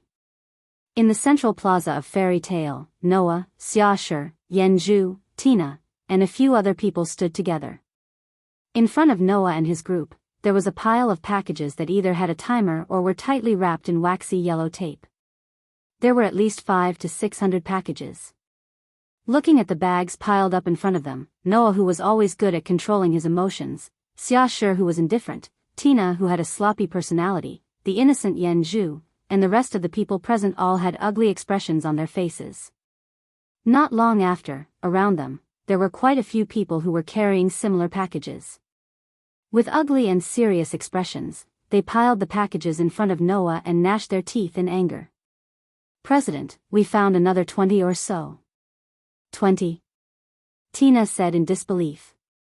Then with the ones on the ground, wouldn't there be a total of 754? Liar.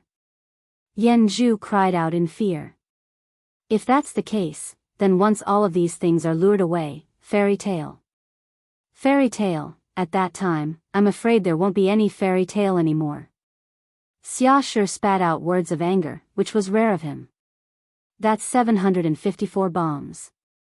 That's right. Bombs. Piled up in front of Noah and his group were all bombs with extraordinary power. Moreover, these bombs were all dug up from various corners of Fairy Tale not long ago. It was just like what Xiaoshi said. Once all of these bombs were detonated, saying that fairy tale would no longer exist might be a bit of an exaggeration, but for the people of fairy tale, it would definitely be a disaster that could topple their existence. Bastards. They actually dared to do this.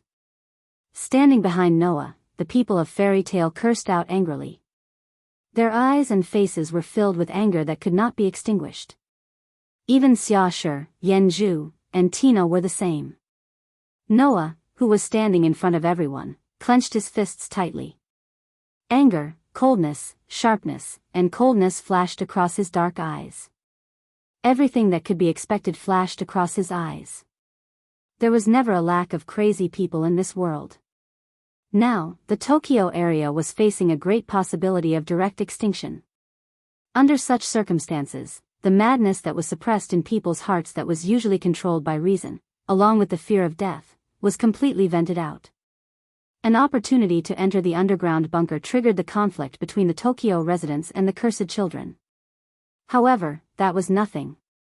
The truly terrifying people were those who were completely crazy. In order to survive, people who could do anything. For example, those who wanted to reduce the candidate list as much as possible in order to increase the chances of entering the underground bunker. Simply put, those who wanted to be able to enter the 30% range to kill people, increasing their chances of being selected by reducing the number of candidates. Another example was those who stole, robbed, gambled, and risked their lives in order to get a ticket out of the Tokyo area that was about to become a hopeless situation. It had only been half a day since the news of the collapse of Monolith 32 was known to the world in the form of news. However, in the recent period of time, the plane tickets that could leave the Tokyo area had already been sold out crazily. In order to get such a ticket, people had already fallen into a frenzy. Now, even if you were casually walking on the road, you could be directly knocked out by a stick and searched. And now, the bombs that were buried in every corner of fairy tale not long ago in front of Noah and the others were undoubtedly the masterpieces of the former. Noah had been aware of it for a long time. When he found out that the ominous premonition in his heart was that the plundered generation was about to target the cursed child because of the list of candidates to enter the underground bunker, Noah felt that in this conflict of life and death, the plundered generation would definitely not be as simple as in the past. Facts proved that Noah's intuition was right. The 754 bombs in front of him were the best evidence. In order to survive, the Tokyo residents who showed their ugly side finally made a move against the cursed child that they hated very much. Noah took a deep breath and suppressed the tumbling emotions in his heart. However, there was no longer any emotion in his eyes. Instead, he looked to the side with complete indifference. "Let me go. Do you know who I am?" The one who shouted such a sentence was a tall, thin man with sinister eyes like a snake. That was a person who was not unfamiliar to Noah. "I am the captain of the Holy Residence Guards." The man roared. "You dirty policemen dare to treat me like this? You're finished. You're finished." Impressively, it was Zhuo Shaoran. At this time, Zhuo Ren, who was roaring crazily, was tied up and thrown on the ground. Behind him, there were about 30 people, who were also tied up tightly, lying on the ground. They were shouting and yelling at the surroundings. However, around these lambs that had been reduced to prisoners waiting to be slaughtered, the members of Fairy Tale were all casting cold and furious gazes at them. This caused the prideful Bao Mengjue to be the first to be unable to take it, and he began to shout like a maniac. In front of everyone present, Noah walked step by step toward Zhuo Shaoran. Zhuo's shout came to an abrupt end. Looking at Noah, whose face could not be seen, walking towards him step by step with his head lowered, a look of fear appeared in Zhuo's eyes. "You. What do you want to do?" Noah still had his head down and walked in the direction of Zhuo Shaoran. This caused Zhuo Shaoran's fear to rise to the highest point. The memory of being taught a lesson by Noah in the past also surged into his mind, causing him to shout without caring about his image. "Wait! Wait! Don't come over! Don't come over! Ah ah ah ah!" Amidst the screams, a strong and powerful kick mercilessly landed on Zhuo Shaoran's chest. Bang! Poochie! Zhuo Shaoran spat out a mouthful of blood. His body flew out and heavily landed on the ground not far away. However, almost at the same time, the foot that had just kicked him ruthlessly once again stepped on the chest of Zhuo Renbaowei. Bang! Ah! Zhuo Shaoran let out a painful scream. Unfortunately, at the scene, no one showed any sympathy for Zhuo Shaoran's experience. They were still cold. Speak! Forcefully stepping on Zhuo Shaoran's chest, Noah coldly looked at him. Who ordered you to plant bombs in Fairy Tale? Among the 30% list that could enter the underground bunker, the cursed child could occupy at least 5% of it. In order to ensure that at least 5% of the slots would fall into their hands, many people didn't mind committing murder in Fairy Tale and killing all the cursed children to empty the slots. However, although Zhuo Shaoran was fired, it was not difficult for him to get a plane ticket out of Tokyo. Therefore, among the people here, the group of former guards of the Holy Abode led by Zhuo Shaoran definitely did not come for the quota. It was more likely that they were seeking revenge or were ordered by someone else. Otherwise, how could an ordinary person obtain a total of 754 bombs so easily? Ugh! Ah! Zhuo Shaoran opened his mouth wide like a scream. He wanted to say something but was tortured to the point where he could not speak. Take all these people with you. Noah kicked Zhuo Shaoran out again. Turning around, he did not care about Zhuo Shaoran, whose life or death was unknown. As he walked in the direction of the door, he squeezed out this sentence. Let's go to the Holy Abode.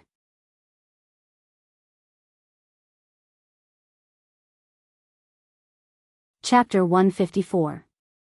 Outside the Holy Residence, a group of residents in the Tokyo area held up flags of opposition and protest, shouting loudly in the direction of the Holy Residence, making all the voices mix together, forming an unbearable noise.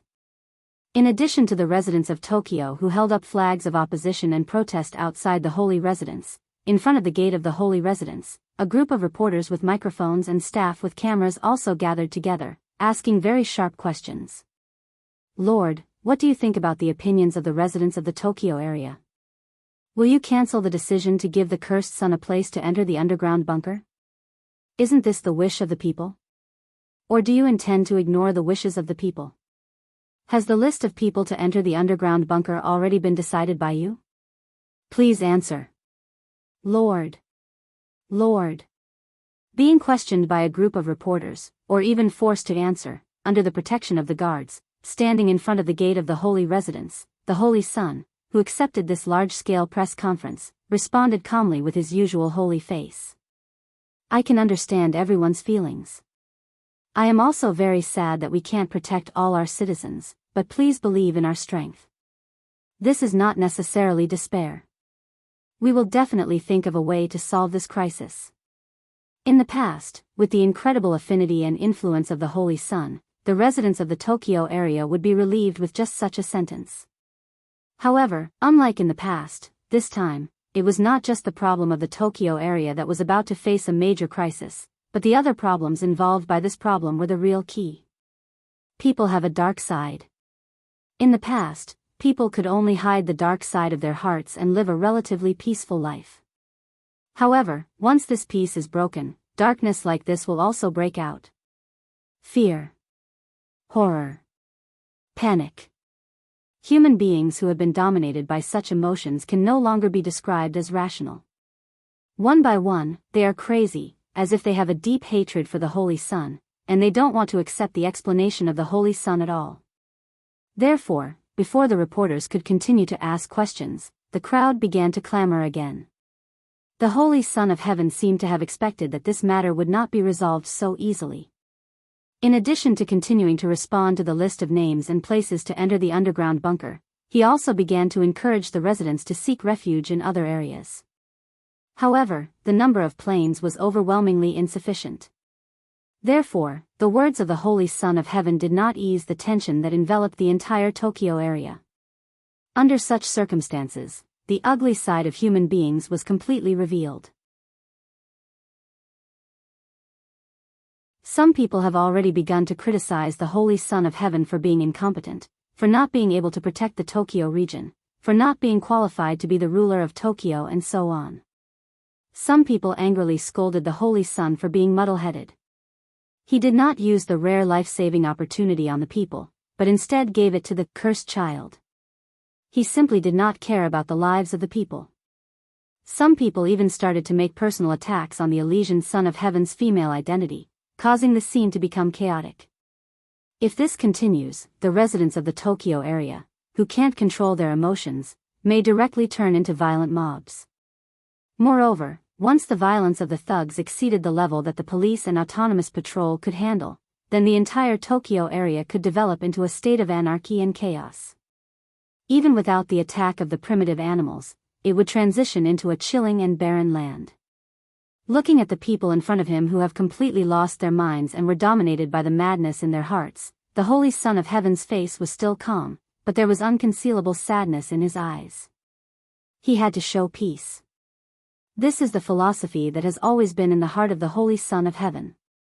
However, looking at the chaotic situation in front of him, the Holy Son of Heaven felt that everything he has done in the past was in vain, and the feeling in his heart was imaginable. Of course, the Holy Son of Heaven also knew that these people did not really want to vent their violence, but because of the fear, panic, and terror in their hearts, the people of the Tokyo area fell into a situation where they could not control themselves. This is the bad side of human beings. An unavoidable bad side. Therefore, I must understand. While telling himself this, the Holy Son of Heaven couldn't help but think of the boy who was not afraid of power, not afraid of his identity, extremely strong, domineering, and not lacking in gentleness in front of him, and left a particularly deep impression on him. Naturally, the Holy Son of Heaven also involuntarily thought of the other party's words. I don't find a reason to protect the Tokyo area, to protect those who only have hatred left, and to treat a group of children cruelly. How much did these words fit in with the current situation? Thinking of this, the Holy Son of Heaven's heart was depressed, but he still had to maintain a calm face. Unfortunately, it didn't take long for this calm to be completely broken. Da-da-da-da-da. In the crowd of the Tokyo area residents gathered in the periphery, a chaotic sound of footsteps could be clearly heard even in the noisy scene, attracting everyone's attention. Get out of the way. Get out of the way. A group of fierce-looking people, armed with weapons and accompanied by children of about 10 years old, who were obviously a group of policemen, violently separated the crowd and made a path. Just when the residents who were violently separated were about to curse out loud, the next moment, a group of people walked into the inner circle of the sacred residence from outside the road, causing a brief silence to appear in the noisy and chaotic scene. In front of the gate of the sacred residence, the Holy Son of Heaven looked over here, and when he saw the full appearance of the leader of the group who walked in from outside the crowd, he was slightly startled and exclaimed, "President Noah?" After shouting this, the Holy Son of Heaven fell silent as well. Not for anything else.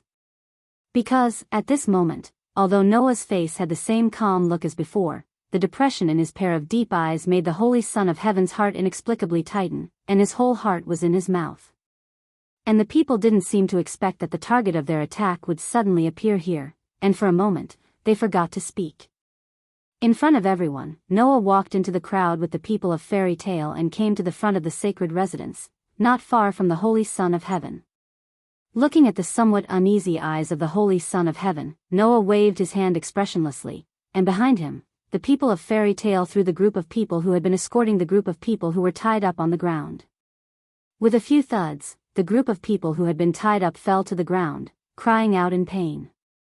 Inside, the bodyguard with a face full of blood was struggling as if on the verge of death. Snot and tears flowed all over the ground.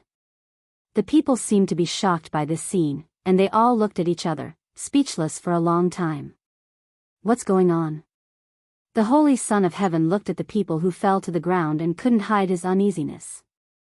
President Noah, what are you doing? Noah first closed his eyes, and then slowly opened them. These people are the criminals who just planted bombs in Fairy Tale and attempted to commit murder. The crowd suddenly went silent. Noah's short sentence was enough for everyone to understand the whole process of the whole thing, and even the cause and effect of this incident. The Holy Son of Heaven also understood why he felt inexplicably uneasy. Anxious, he opened his mouth and wanted to say something, but he was interrupted by Noah in advance. "I'm here to ask everyone a question." With his back turned, Noah faced the crowd, looked around at everyone, and his voice echoed clearly. "Let me ask you, do you hate these children so much that you can't wait for them to all die?" As soon as this sentence came out, a stifling silence suddenly filled the crowd. Then, the crowd erupted with such voices. "A group of monsters. All of them deserve to die." It was as if a fuse had been lit. Everyone in the audience began to shout loudly.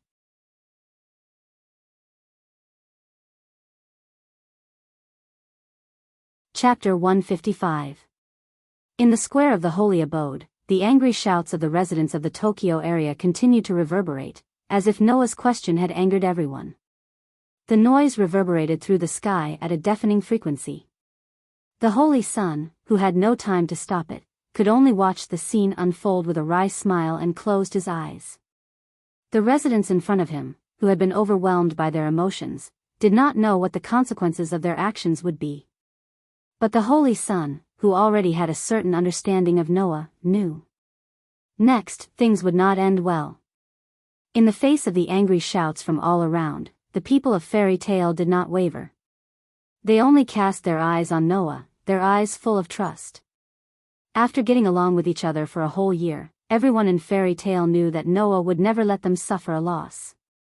"Is this your answer?" In the face of the angry shouts from all directions, Noah's voice was like a whisper, but the coldness contained in it made the surrounding voices disappear in an instant. Immediately, Noah's eyes swept across the audience. Everyone who met Noah's gaze was frightened by the coldness in his deep dark pupils. They could not help but lower their heads, not daring to look at Noah. Noah retracted his gaze after looking around at the residents and said faintly, "Don't worry, I'm not going to give you a chance. If this is your answer, then, today, I will satisfy your request." After saying this, Noah turned around and looked directly at the Holy Son. In a clear voice, he said a sentence that shocked the audience. "Holy Son of Heaven, all members of Fairy Tale have withdrawn from the selection of spots to enter the underground bunker. We ask Holy Son of Heaven to give these spots to the residents of Tokyo." The Holy Son was suddenly stunned. Not only the Holy Son, but also the surrounding people were all stunned for a moment. Oh. When they came to their senses, the residents looked at each other and broke out into cheers. Undoubtedly, this was taking away the chance to live, indirectly taking away the lives of others. There were at least 1,000 residents of the Tokyo area here, but they did not feel guilty at all. As if they had won some kind of victory, they cheered in unison. In response to this, the members of Fairy Tale who were standing in the middle of the crowd all had their own reactions, but none of them said anything. This was a sign of absolute trust in Fairy Tale. Even if, now, Noah's decision was equivalent to cutting off their last chance to live in the Tokyo area. At the moment when all the people around cheered in unison, Noah sneered. In the next second, Noah's words froze the cheers of the audience. At the same time, we, Fairy Tale, will also withdraw from the battle to protect the Tokyo area. Wadash. The Holy Son's beautiful face suddenly turned pale. At the scene, many smart people also realized how big of an impact Noah's words would have. Their faces changed dramatically, and cold sweat flowed down their faces. As for the rest of the residents, after a while, they understood the importance of this sentence after being hinted at or told by others. Due to the special way in which the fairy tale existed, the initiator and promoter of the fairy tale were both excellent. Unlike other initiators, Fairy Tale's initiator had received combat training from the beginning, and was much stronger than the average initiator. Fairy Tale's promoter was also allowed to partner with the cursed child because of Noah's personal approval. It was also better than other promoters. In addition to Fairy Tale's special way of operating the guild, there were also many foreign police partners who joined Fairy Tale. Among them, there were countless strong police officers. To put it bluntly, in the entire Tokyo area, almost half of the famous police officers were in Fairy Tale. To put it bluntly, in the entire Tokyo area, Fairy Tail's police officers accounted for a large part of the total number of police officers. In other words, if Fairy Tail's police officers really withdrew from the battle to protect the Tokyo area in the future, it was equivalent to digging out a large part of the police force in the Tokyo area. In this way, if the battle to protect the area in the future needed police officers, then the probability of the Tokyo area being destroyed would increase exponentially with the withdrawal of Fairy Tail. In the end, Noah's decision was likely to be the last straw that would destroy the Tokyo area. President Noah.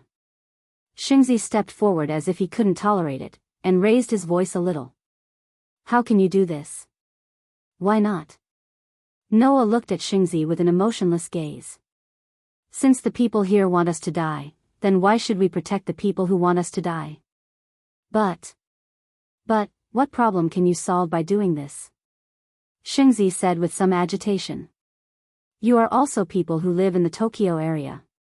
If the entire Tokyo area is destroyed, can you still survive? This is what we need to care about. Noah glanced at Shingzi. You don't have to worry about it, Shingzi. Shingzi still wanted to say something, but Noah was too lazy to continue listening. Turning around, in front of all the people and the cameras, Noah made such a declaration. Although most people are stupid, even the remaining few smart people have to take responsibility for their words and actions once they do something wrong. So, if the Tokyo area is destroyed in the future, most of the people here will die in the hands of the protogut animals. Then, don't forget that the people who will force away the power to save you will be yourselves. It's you who made the declaration that those who protect you should die. It's you who created your own path to death. Don't ever forget about this, Anne. Noah pulled out the gun at his waist, aimed at the forehead of Takahito, who fell to the ground, and pulled the trigger. Bang! After a gunshot, Zhuo Ren's head exploded. His head was directly blown apart by a bullet that was comparable to an anti-tank sniper rifle. Bang, bang, bang, bang. At the same time, the rest of the members of Fairy Tail also opened fire, killing all the people on the ground. Everyone was stunned. Including the Holy Son of Heaven. Remember this. Noah glanced around coldly. This is the result of attacking Fairy Tail. With that, Noah led the members of Fairy Tail away from the scene in a deathly silence. Only then did the surrounding people let out miserable shrieks when they saw the blood and corpses splattered all over the ground. The reporters were also reporting passionately with pale faces. The Holy Son of Heaven stared at the corpses on the ground and then looked in the direction of Noah's departure. At this moment, his slender figure seemed extremely lonely. Why? Why did it come to such a point?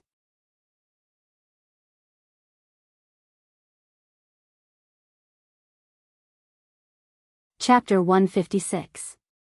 Bang! As soon as Noah returned to his home, he collapsed on the sofa. His face, which did not change even when he was in front of all the members of Fairy Tail, was now filled with exhaustion. President, brother, Xia Shi, Yan Zhu, and Hina looked at Noah, who collapsed on the sofa with a tired face. Their eyes were filled with heartache and worry. But even so, there was no way to get rid of Noah's exhaustion. It was not physical exhaustion. Instead, it was the mental and emotional exhaustion. Noah was really disappointed. Very, very disappointed. Although he already knew that this world was too desperate and chaotic, and that the humans in this world were also very unbearable, Noah did not expect them to be unbearable to this extent. Undoubtedly, the cursed children were all contributing their strength to protect these ordinary people and fight against the enemies of humanity. Why could these people still have a face as if the heavens were on their side, and it was natural for them to hate the cursed children, and to reject the cursed children as a matter of course? Moreover, more importantly, they could still treat the children who were protecting them as monsters, and without a care in the world, they could still make declarations like, all of them deserve to die. Did they know how ugly their actions were? Did they know that what they were doing was discrediting all of humanity? Did they know that they were personally taking revenge on their saviors? Did they know that by doing this, in the end, they were only weakening the power and hope of humanity to defeat the primitive animals, and in the end, the people who were harmed were themselves. From the moment he made up his mind to protect Fairy Tale, Noah was mentally prepared to become enemies with all the humans who were hostile to the cursed children. However, Noah still did not expect that there were so many people like this. It seemed that even in the plundered generation, there were radicals and stabilizers. The radicals were those who hated the cursed children very much. The stabilizers were those who usually rejected the cursed children, and hid their hatred deep in their hearts, and did not show it. Now, in the face of a life and death crisis, these people all tore apart their disguises, and showed all the ugliness and hatred in their hearts, and there was no way to hide it anymore. So, until now, Noah knew that the people who were hostile to the cursed children were not only more than he thought, but also more ruthless. Noah was already disappointed. He was disappointed in the humans of this world. However, even so, those people were still people. Even if it was a guy who wanted to blow up the entire fairy tale, he was still a human. Noah, who was lying on the sofa, raised his hand. Noah's hands were trembling. In the end, it was stained with blood. 7 years. It had already been 7 years since he started to live with his own consciousness. In these 7 years, Noah learned a lot. Magic. Sword. Shooting. Martial arts. Language. Music. And so on, countless. And today, it was the first time in 7 years that Noah learned something that he did not want to learn. Killing. The bodyguard was the first person in Noah's life that he had killed with his own hands. Before this, only monsters or primitive animals died in Noah's hands. This was the first time for him to kill a human. Even if the other party was the kind of person that he hated the most. President. Xiaoshi came in front of Noah without him noticing. He reached out and held Noah's trembling hand, and a pair of clear eyes looked straight into Noah's eyes. Big brother. Tina also made her way over to Noah with an earnest expression as she held onto his hand tightly. President. Even Yen Zhu also came in front of Noah, although her face was a little pale, she still firmly held Noah's hand. Noah's trembling hands suddenly steadied, and his heart also calmed down. Looking at the 3 little girls who were looking at him with a face full of concern, he laughed bitterly. Sorry, I made you worry. Please don't say that. Xiaoshi shook his head. We know very well who you are doing this for. Brother killed those people in front of so many people, it was also to intimidate them, right? Tina also smiled gently. Undoubtedly, only by telling those people what will happen if they attack Fairy Tale, then the same thing will not continue to happen in Fairy Tale, right? You killed people to protect us. Yen Zhu's face was full of guilt. So, the ones who should be apologizing should be us. So you've seen through it all? Noah forced a smile. I thought it was very difficult to see through me, I didn't think that this time, I was seen through by you 3 little girls. When the 3 of you grow up, you will definitely be smarter than me, right? Xiaoshi, Yen Zhu, and Tina only shook their heads, but didn't say a word. They held Noah's hand tightly, as if they wanted to take away the fear in his heart of killing someone for the first time, and continued to exert strength. In the police, many of them were either ruffians or criminals who had committed serious crimes. Supervisor Jiang wasn't just a ruffian. At the same time as the police, it wasn't as if he hadn't done some immoral things. Killing people was one of them. And Xiaoshi, who had followed Supervisor Jiang, had also killed people under Supervisor Jiang's orders. So, Xiaoshi understood Noah's feelings very well at this time. As for Tina, there was no need to talk about it. As a former assassin, Tina had learned who knows how many assassination methods, and it wasn't as if she hadn't personally killed someone before. And even if she had done it before, Tina would still feel scared every time she killed someone. So, Tina was also the one who understood Noah's feelings the most. On the other hand, Yen Zhu had always lived under the protection of Noah and Fairy Tale, plus her partner was Rentaro, so naturally she didn't have the experience of killing people. But, Yenju thought about it. If she killed someone, what would it be like? Thinking about it like this, Yenju also understood Noah's feelings. Noah heaved a faint sigh at the sight of Xia Shi, Yenju, and Tina's comforting expressions.